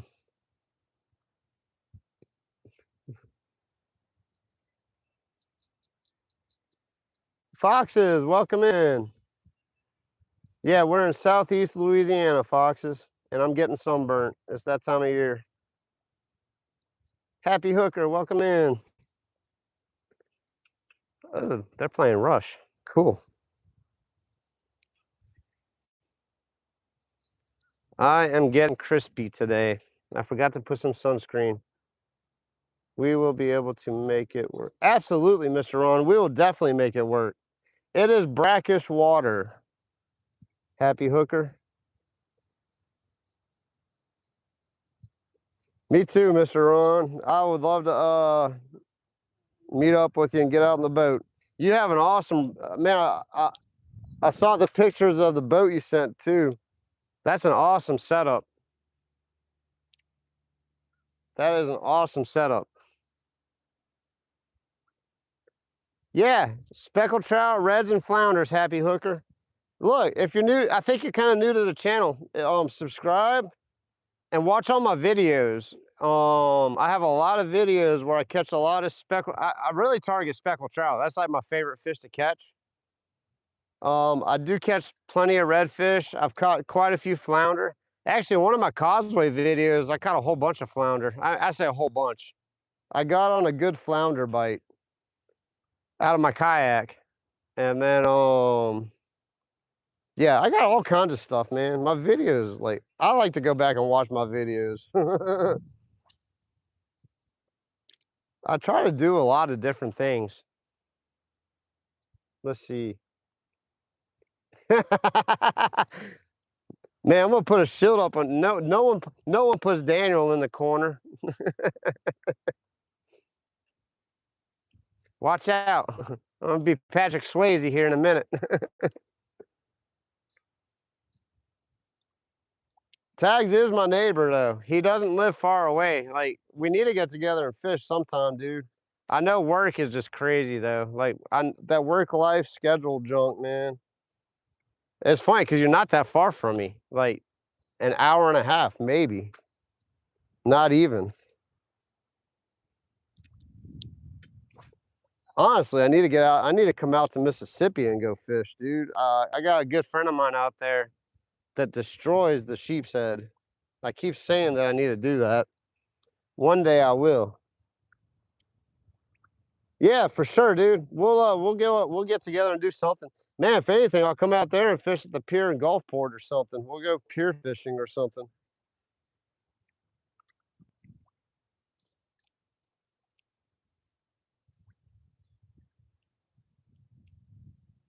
That's crazy. It only drafts for in 10 inches. That's awesome. That's all right, Tags. I know, dude. Life likes to life, man. Life has been kicking me in the butt lately, saying, "No, dude, you're not gonna do that. No, I thought I would have had a Florida trip in by now, man. I really wanted to hit the blackfin tuna, but life said otherwise. Said nope. How's the dude? The microphone's still holding up pretty good. How long have I been live? Let's see. So a little over 2 hours. Wait, is that almost 3 hours? I'm horrible with math. I did not like math in school. Uh,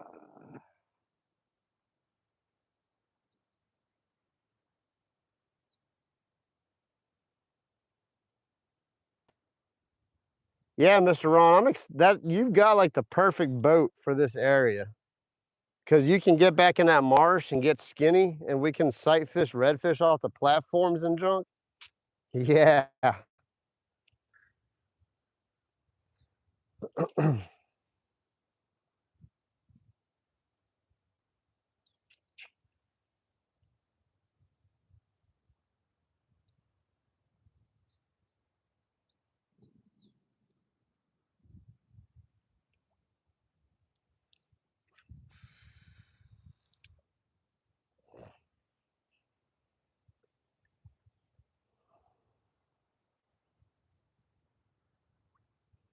Dog Tags lives in Mississippi, but he's working in Florida. I think he's got a big job out in Florida. So he's been in Florida the past few weeks, and now he's got to go back, it sounds like.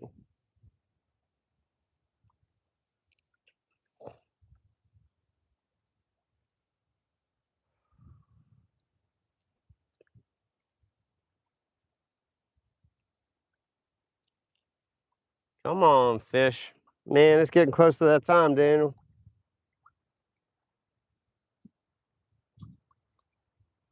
Oh, you'll be in South Carolina. All right. Let's see what it. That's awesome, Edward.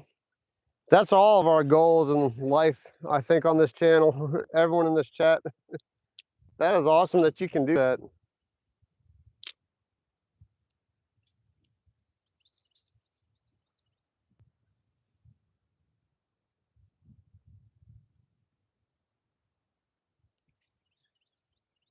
Come on, fish.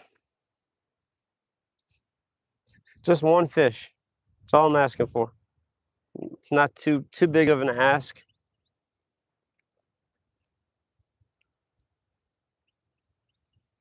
I always have like in the back of my head that I just need to stop fishing at this place because the fishing is historically slow, but when it's good, it's good. That's why I keep coming back here. Then it's just like one of my only bank fishing options whenever I have time to do this on the North Shore.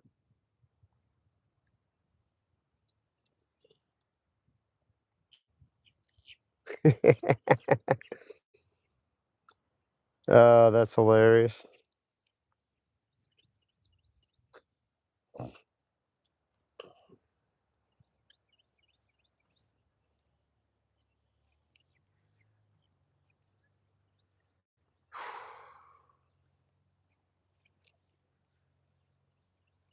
Well, guys, this will definitely be my last live stream, probably for the next week. I know next week I'm going to be pretty busy, thankfully.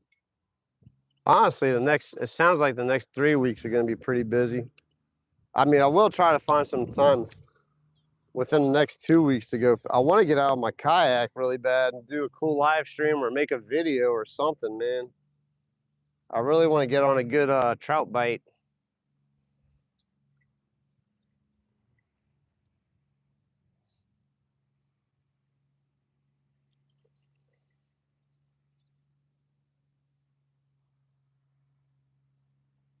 Let's see here. Oh, cool. You got an awesome push pole then.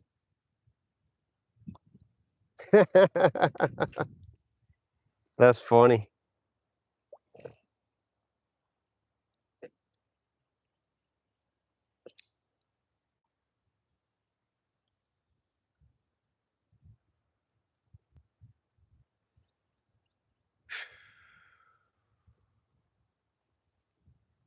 This saddens me, guys. I really seriously thought I would have at least caught one fish in like 3 hours.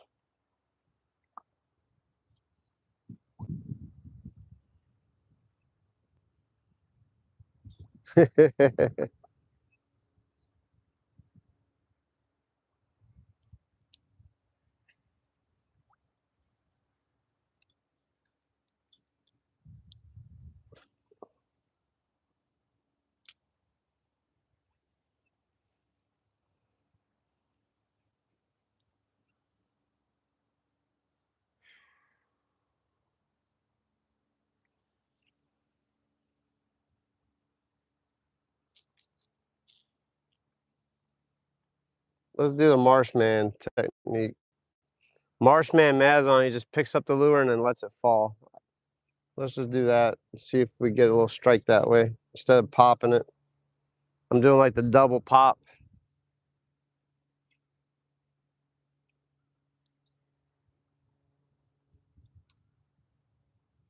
All right, let's see here. Who's that? James, welcome in.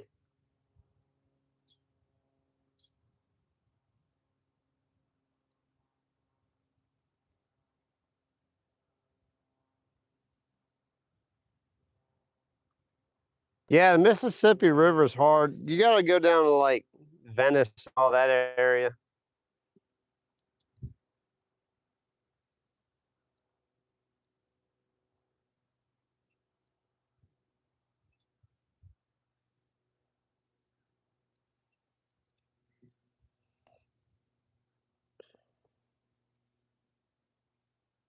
Yeah, Edward, that is my goal.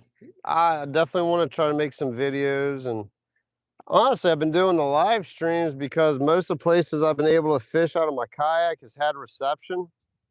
So the live streams do better than the videos. That's why I kind of stopped making videos, honestly. Dude, that guy's flying with his kite surfing board. That is awesome.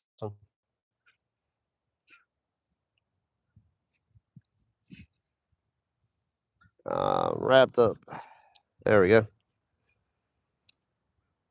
I mostly reserve making videos now for places that I don't have reception because it's just, I don't know, I enjoy doing live streams more. And I feel that people enjoy being in them and seeing the action live. So that's kind of why I've shifted more over to live streams.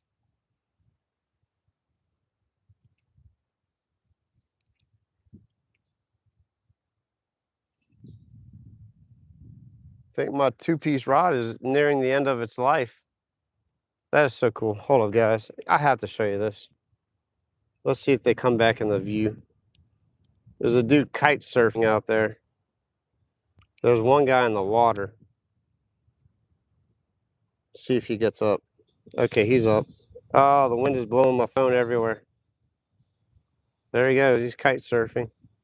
Where's this kite at? Ah, sorry.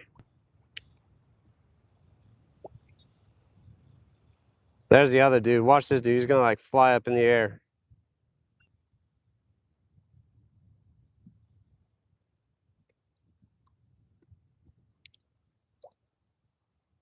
Look at that drunk.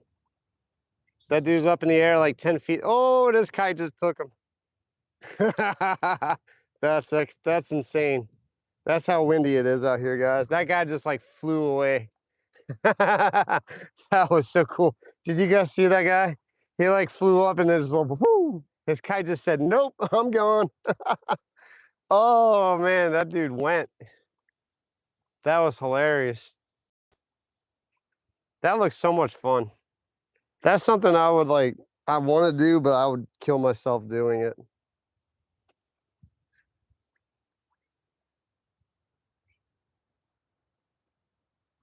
Real Outdoors, Georgia, welcome in. Whitney, welcome in.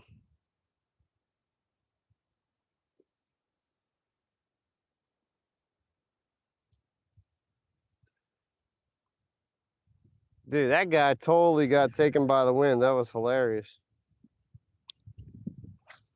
Did you see his kite just go like, it just beelined it.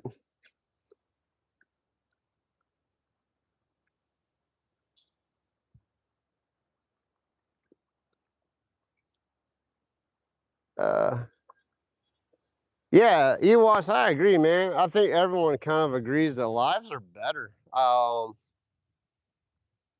And then when the cool stuff happens, you can go back and watch it, you know, just scrub through it. Unfortunately, the cool stuff has not happened yet today. This has not been the most eventful live. Conversations have been great. We got some things settled in the schedule for upcoming things. Definitely handled some business today in the channel. We got a fishing trip with Mr. Ron coming up. Mr. Ron's actually going to be competing in a wood decoy wooden duck decoy carving competition. Say that 10 times fast. And he's going to be out here in my stomping ground. So I'm going to go out there and check out his the competition and see all the wooden duck decoys that these guys carve by hand. I mean, that's an insane skill. So I'm probably going to go live, and you guys can meet Mr. Ron in person. Well, I'm not live if he's up for that. We're going fishing together, so I'll probably be making a video on that one because I think wherever we go fishing, I will not have reception to go live. So, Mr. Ron, I might bring my GoPro if you're okay on that, and we'll just make a video. That would be pretty fun.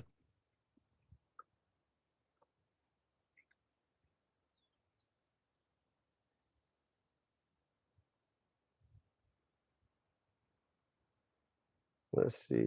Uh-oh. Hold up. All right. Hey, Joy, I just saw someone in here. If you got to take care of the business, take care of the business. I understand. I don't know where that's going to go. I don't know what happened, but I do understand.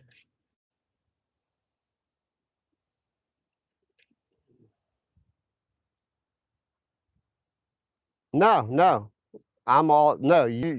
like,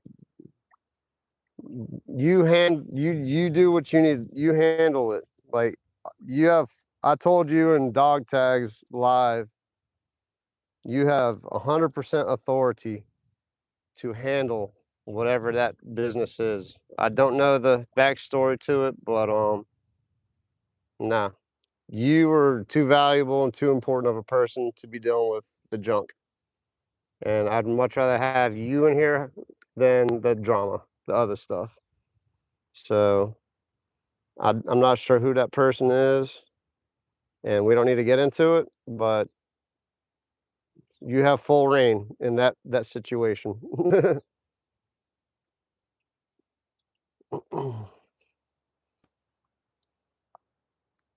Absolutely, dog tags. Do it, bro. Do it. Do it. I give you full authority. Look, my feeling, you don't mess with my moderators. And for the people that don't know, don't worry about it. I value the people that are on my channel, and you should too, because they're awesome people. And there's no place for this stupid stuff in here. Or anywhere. Do it! I'm hand lining, guys, because I got a wind knot on the on my rod. That's probably the chance. That's probably when I was going to catch a giant fish. That's a nice boat.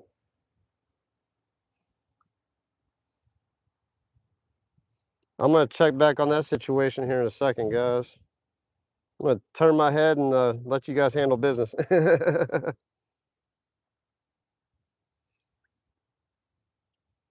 I don't need to know details. All I know is I protect my family too. So you guys are part of the family.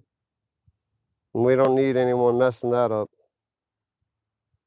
I just happened to catch a glimpse and I saw what might be a problem. And we're not going to let that happen. And I'm going to handle this problem here real quick.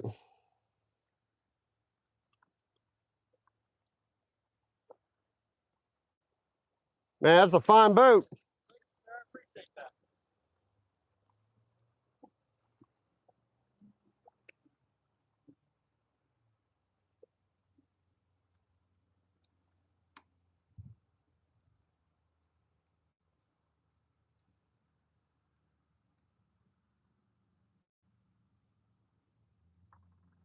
Someone got, I will say this to the topic that we're not really going to spend too much time on. There was someone on my channel that was giving me a hard time. Actually, he was in all the videos. He made some comments in my videos. And actually kind of threatened me, honestly. Are you threatening me? Name that reference. And he's like, "Oh, I'm not gonna watch your videos anymore." Blah blah blah. I used to like your stuff, but blah blah blah. My dude, you're one person. You know how many people are on this blue and green earth? I'm not gonna be affected by one person, and we're not gonna let that one person affect my family. Dog tags, did you handle the business? Yep, I see it. Awesome. Thank you, dog tags. Appreciate you. We man up in here. We don't play. I'm cool until I'm not cool. That's how I like to refer to myself. I'm cool until I'm not cool. You don't want me to be not cool, because I will handle business fast, like we just did. And I have a community that will handle business fast. Not just fast, fast. That's how we say it down here in Louisiana, fast. Like lightning fast. Watch out, Jack.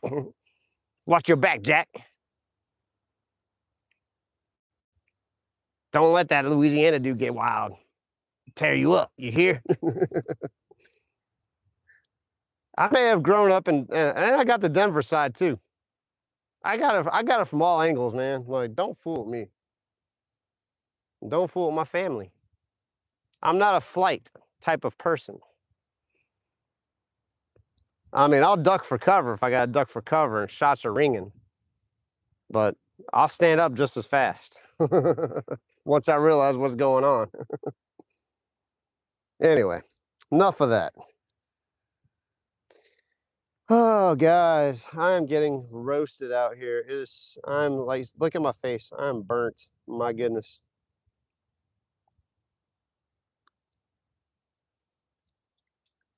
Uh, there, Ewas got it.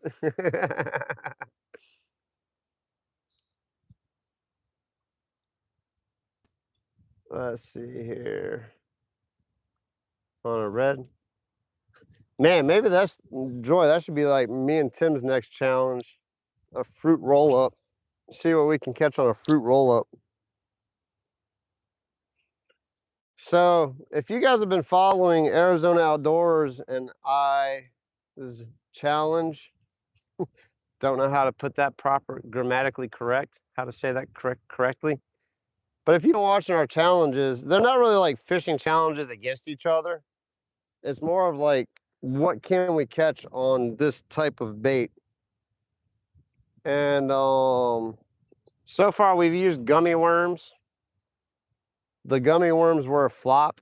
I know why the gummy worm situation was a flop. I've been watching a lot of, well, not a lot of the videos. I watched a handful of videos where people were fishing with gummy worms, mostly out here in Louisiana. I mean, they do all over the place because it's just a thing. And I'm getting on board with this thing. But the guy he was sight fishing for redfish. Like, you can catch a redfish. If you're sight fishing for a redfish and you see it, you can pretty much throw anything at it and it's gonna eat it. And a gummy worm looks like a worm and looks like the the food that it'll eat. So like the gummy worm thing, I think is just more of a fluke. I could be wrong. I might need to watch more gummy worm videos. But the one I saw, the guy was sight casting with a gummy worm. So that's not really like, oh, I caught a fish with a gummy worm. Dude, I could have thrown a fly. I've caught fish on flowers. Like, I sight fish. This is a funny story, all right? When I was growing up and pond fishing, I'm gonna circle back to what I was saying. Um, I was fishing for like perch and bluegill and stuff like that. Not like anyway, I was fishing for bluegill. Let's just say that. I had like live worms. Oh, that mullet just jumped out of the water. And I was just catching bluegill after bluegill. Well, I ran out of live worms. I didn't have any other bait. So I literally grabbed a flower, like a little wildflower, and put it on my hook. And I caught a bluegill on the flower. So I was like, okay, that was cool. So I grabbed another flower and I caught another bluegill. It was wild. I was just catching bluegill on little wildflowers. So like some fish are pretty smart, but most fish react. They're instinctual. Redfish in particular. So the dude threw a gummy worm right in front of the redfish's face. And obviously the fish is turning and is gonna bite. That's what happened. Now, is that how all the gummy worm fishing videos have happened? I don't know, because I hadn't really done a lot of research on that topic. But as for Tim and I, the gummy worm is not effective, and we will not be doing the gummy worm challenge anymore. So we moved on from there, and I was told to use orange peels when trout fishing. Now, I haven't been able to do like a real trout fishing. I haven't been able to go for speckled trout, so I hadn't really been able to put the orange peel to the test. I still want to try it when I target speckled trout, but I figured why not? Let's just do orange peels and marshmallows. So the second challenge, we used orange peels and marshmallows. Now, I cheated a little bit. No, I'm not going to say I cheated, because we did set ground rules from the get-go. Can we use additives to the marshmallows and the oranges? The orange peels we just left alone. I added garlic to my marshmallows. Now I'm kind of like kicking myself because I might have to do the marshmallow thing all over again. Because I wonder if the catfish would have eaten the marshmallow plain with no garlic. But I put garlic on my marshmallows and I started catching fish on my garlic marshmallows. And that was pretty epic. Tim on his end didn't catch anything on the marshmallows or the orange peel, so it just didn't work out on his end. But it sure enough worked on my end. I was catching catfish on marshmallows. I'm gonna get in the chat in a second. I need to learn this lucky fish dance. That's funny. Hold up. I think they're red attracted. That's awesome. The lucky fish dance helped. Yeah, Ewas, same thing with the bass though. Like you throw a bass in front, you throw I'm already a lobster, Daniel. I'm past the point of being burnt. I really probably do need to get out of the sun. Actually, that's what I'm gonna do. I'm gonna finish my story and then I'm gonna get out of the sun because I do care about my skin. I should have put some sunscreen on, at the very minimum, put a hat on. So anyway, marshmallows worked.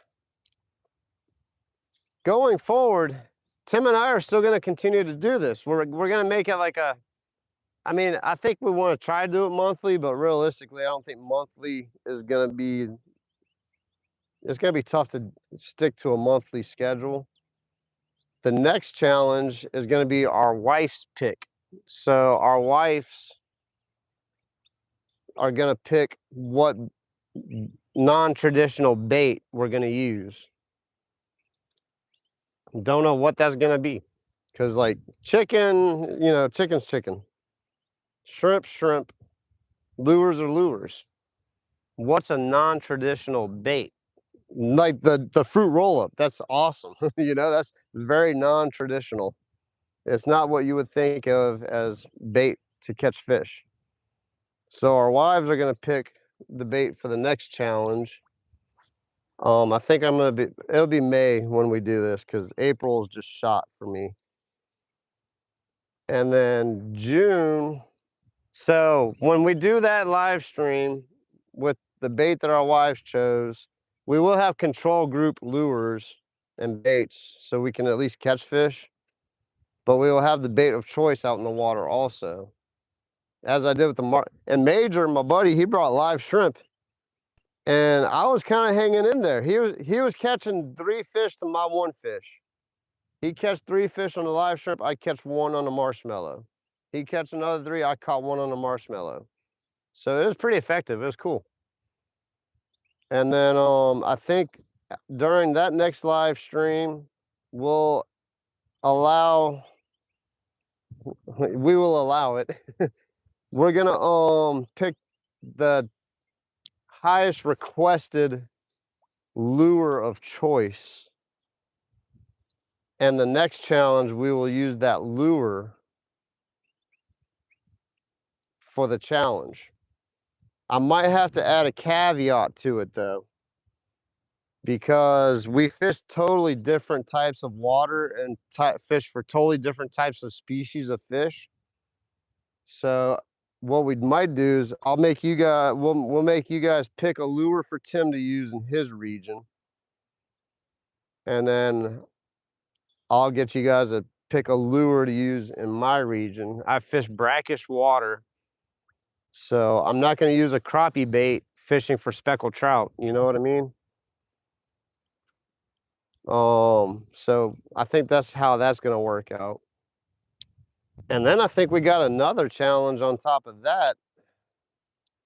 Like it's going somewhere. It's like a drawn out long series that we're just going to try different baits and lures and stuff and all kinds of crazy weird junk just to see if we can catch fish on it.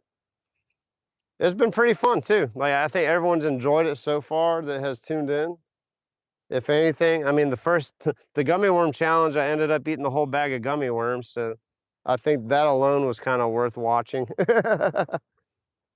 Let's see here. Who else? Hey, Real, welcome in, man.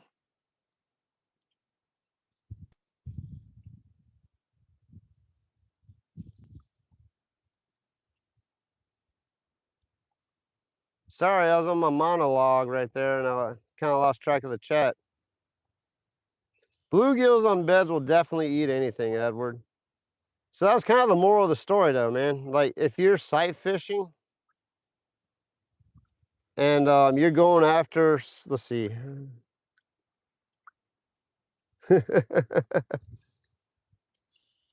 That's funny. If you're sight fishing for a predatorial species like bass and redfish, they'll pretty much eat anything if you throw it in their face and give it a couple bounces. And if they're feeding, you know, sometimes you can throw like the most perfect lure or bait in front of their face and they'll just like turn their nose at it. I've done that, man. Like this pond I used to fish, there was just like 4 or 5 pound bass. He would just sit, he was spawning, and he would just swim back and forth, and I threw everything in front of that thing's face, and it would not eat anything. And I was young, so I was almost going to resort to using a treble hook and just snagging him. Microphone's still going. It's awesome.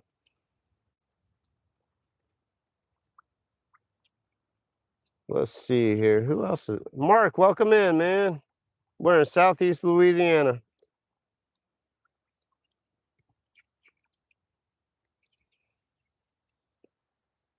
Yeah, Daniel, I think I made Daniel hungry the other day, so now he's like on a kick to make some awesome food. Real, I don't think you were able to pop in when I did the live clean and cook. Like I caught those white bass. You might have popped in there for a minute when I was fishing with my buddy Fish Scale. And then I cleaned the white bass and cooked it and ate it alive. It was pretty cool. And I did it super fast because I had a small time window to do it in. Daniel said he's just a fatty. That's funny. Hey man, I like food too. I splurge though. Like I'll eat my regular diet and keep everything in check, and then I'll go crazy for a day and just like go nuts. I'll eat like a gallon of ice cream.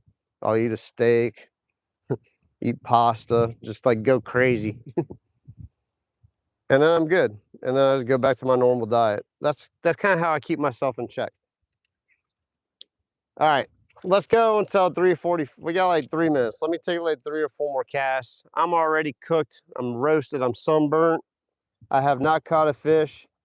Okay, Mr. Ron, it was you that was saying, I thought it was Dave, but it was you that said the orange peel works for trout. I'm going to try that next time I target speckled trout. I'm going to bring an orange out there and try the orange peel. I'm curious to see how well that works. It didn't work on the lakefront, but it doesn't mean that it won't work when I'm speckled trout fishing. I mean, we were just catching blue catfish that night anyway, so I don't even think there are any speckled trout around to go after it. I'm really curious to see if speckled trout really like them though. Going back to that whole topic. I only got like 3 more casts in me anyway. I'm getting like, I just hit the wall, guys. I'm pretty tired all of a sudden. I think I hit the wall.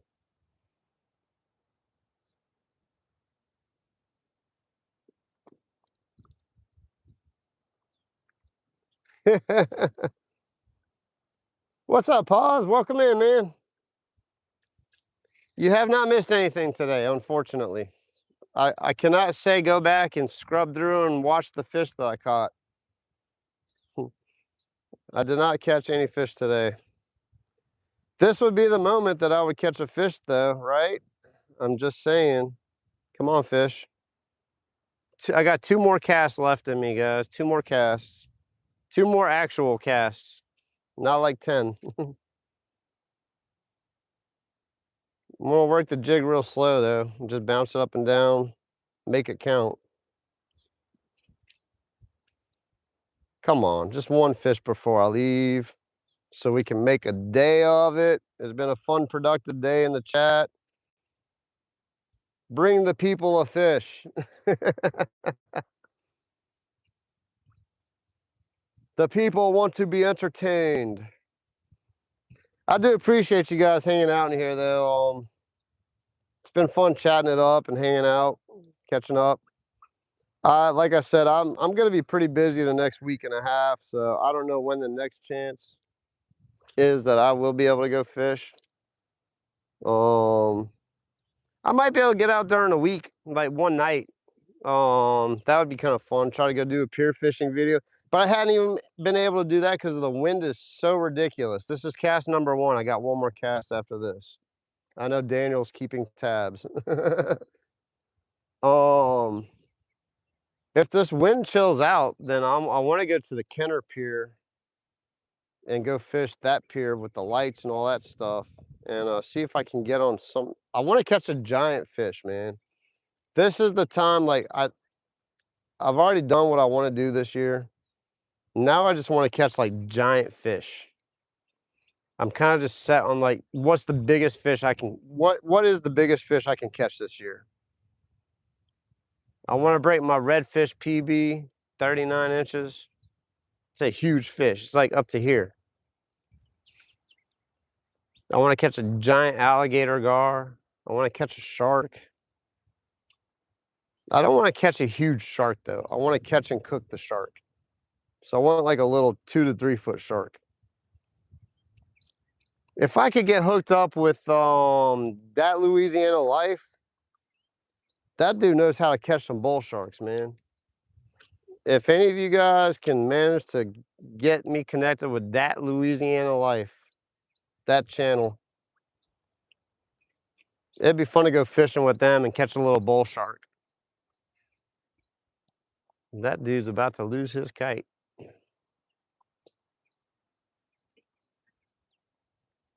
Woo, I feel the sun on my neck. This is the last cast. Daniel, you keeping count. You're probably saying this is your last cast. 1 hour later, last cast. This is my last cast. I'm going to let it sit out there for a second. That's it, man. Born to fish, forced to work. All right, Edward, thank you for hopping in, man. Really appreciate you. Tony's right, unless I get a bump. No, this is absolutely it right here, guys. I gotta go. I'm like totally sunburnt. I can feel it now. I saw it, now I feel it. Once you start feeling it, it's like, that's too, you were out here too long. I gotta get my base burn on. I'm not that, I don't like getting burnt, period. I don't like getting sunburnt anymore. That's not fun. I'm gonna pay for this one.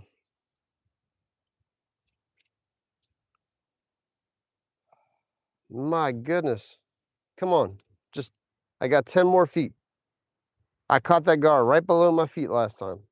Is this the moment? I'm gonna work this last 10 feet hard.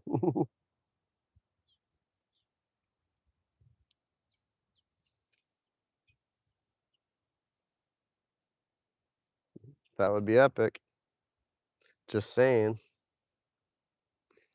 Really appreciate you guys, all my moderators. Shout out to you guys, Joy, Daniel, Solo, Real. You guys doing the work.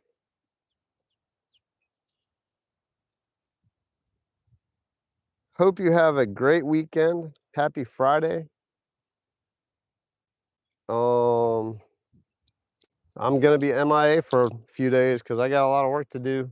I might not be. I always say that, and then I'm fishing the next day. So you know how that goes. But just in case you don't see me for a week and a half or so, it's because of the work. Work is happening, and things are picking up finally. Thank goodness. Think Joy is yep, there she is. That's why Joy is awesome. She's wrapping it up. Yeah, pause. I'll always post, man. You know, I'm gonna publish this. You can go back and watch it. There's nothing to watch. You're just gonna be watching me talking to myself, and I don't think the chat will pop up. So it was a fun chat though today. We handled a lot of business. It's kind of like a business chat today, just getting a lot of stuff taken care of, planning, all that fun stuff. So at the very minimum, we did some planning for the next few months in today's chat. That's hilarious. You've watched grass grow, you watched me get a 10. That was a huge fish, but I'm not taking a cast. That's probably a mullet. I'm just gonna dismiss that. Dude, real. Appreciate you, bro. Heck yeah. All right, that deserves one more cast. Hold up. Hold up. Dude, I was not gonna take another cast, and then I saw a big fish just blow up in front of me, and real had to do that. All right. That deserves 2 casts. Sorry. Oh, real. All right, I'm gonna reel this one in. I'm gonna swim this one in because I just saw something on the surface blow up.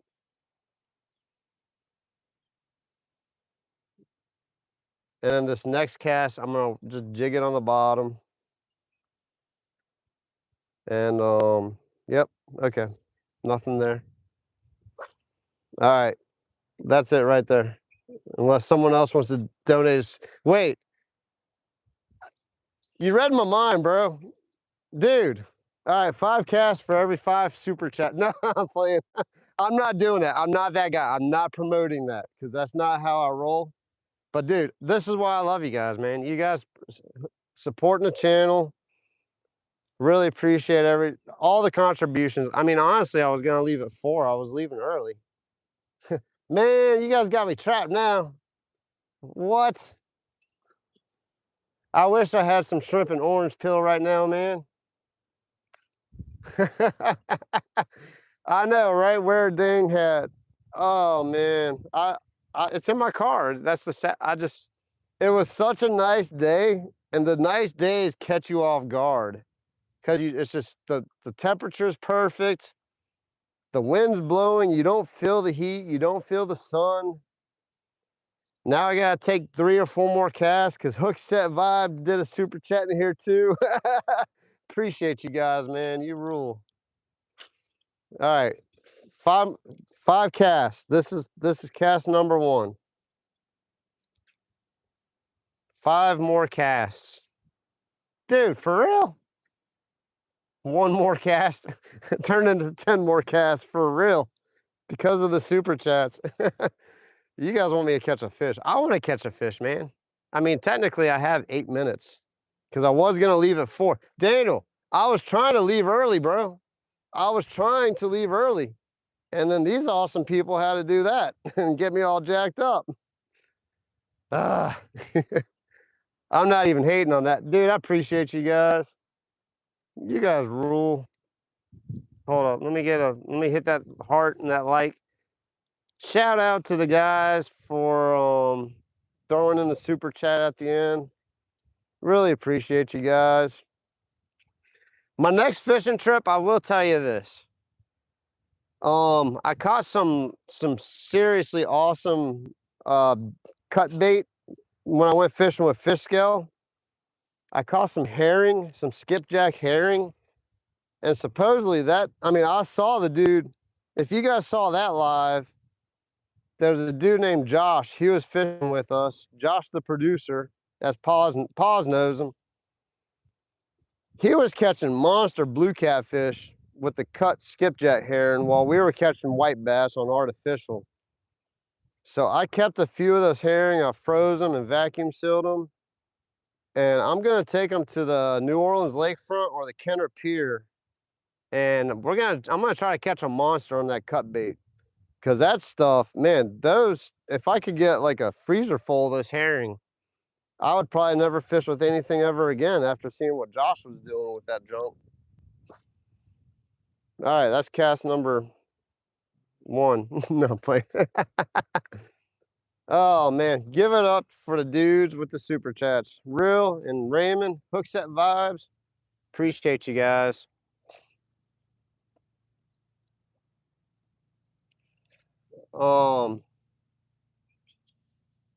Yeah, so I'm gonna use those herring my next fishing trip. It'll probably be like a late afternoon into the early night.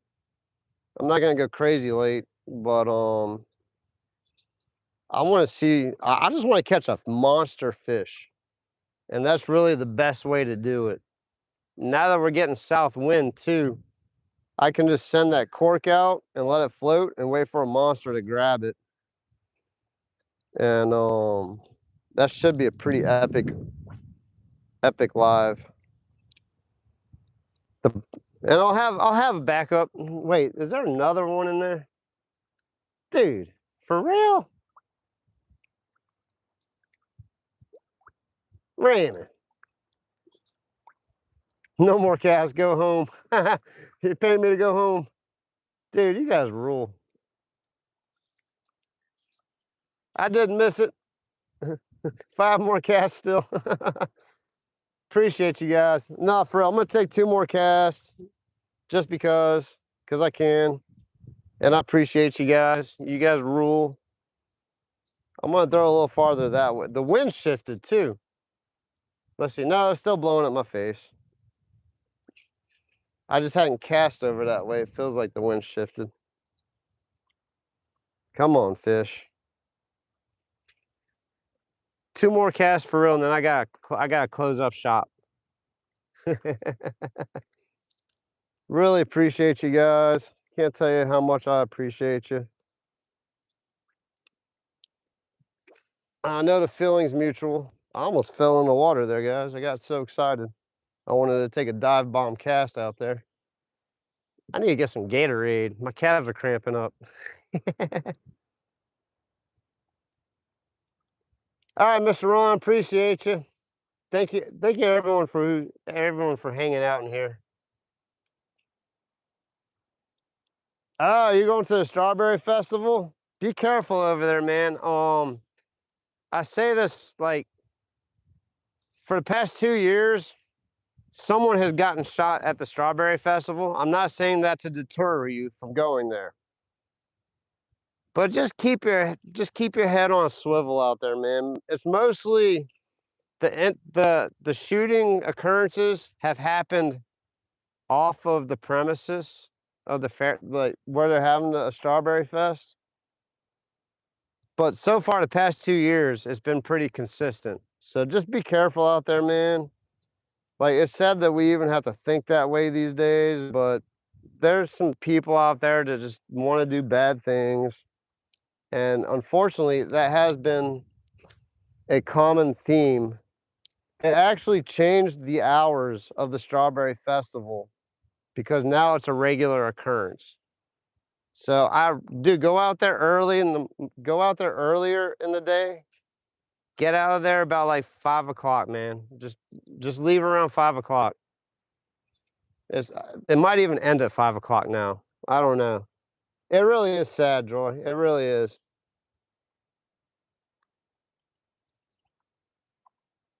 Oh, okay. Well, if it's that close to your house, then you're good. But yeah, just don't stay there. Maybe plan to leave a couple hours before it closes, because it's just, man, I tell you, it's ruining everything out here. Just one stupid act of violence like that. Last cast. Um, has really changed. I don't even go out. Like I used to go to a lot of concerts and stuff, man, and I don't even go anymore because I feel like I'm always having to watch out for that one person, you know? I hate that I even have to think that way, but it's just become a reality out here. I mean, really in the country. It's not just the New Orleans area. I mean, the Strawberry Festival, Ponchatoula. You guys don't know where Ponchatoula is, but Raymond and I do. Mr. Ron might know. It's Ponchatoula. It's like country. I mean, it's becoming more developed, but it's just rural Louisiana. I mean, they have the college there, Southeast Louisiana at university, but it's like, why? You know? My goodness. Anyway, this is the last cast. I'm gonna go home. Actually, I gotta go pick up the kiddos. I'm getting the kiddos for the weekend. Maybe. Let's see. All right. That felt a little different. I'm getting the kiddos, so I gotta go pick them up, and we're gonna hang out this weekend. Don't know what we're gonna do.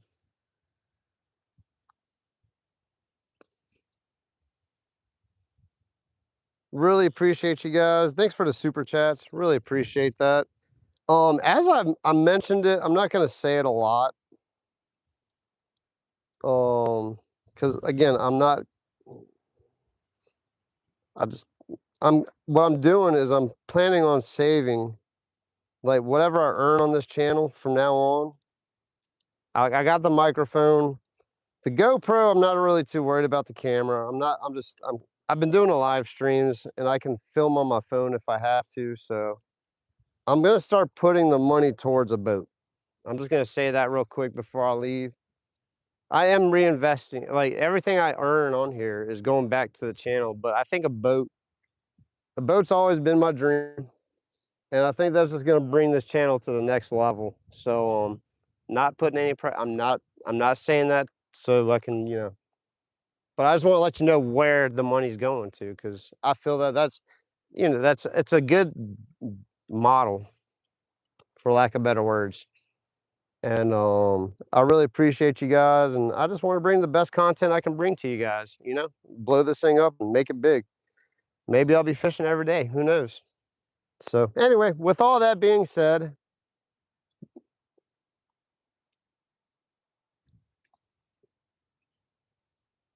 let's see, Daniel, that you for let's see. Oh, Peace is in here. Welcome in, Peace. Dude, I need to check out your channel.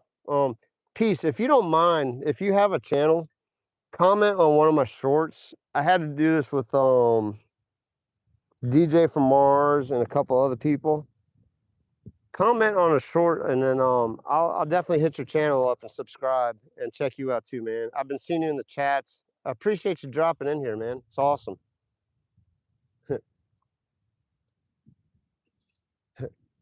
A million will do great.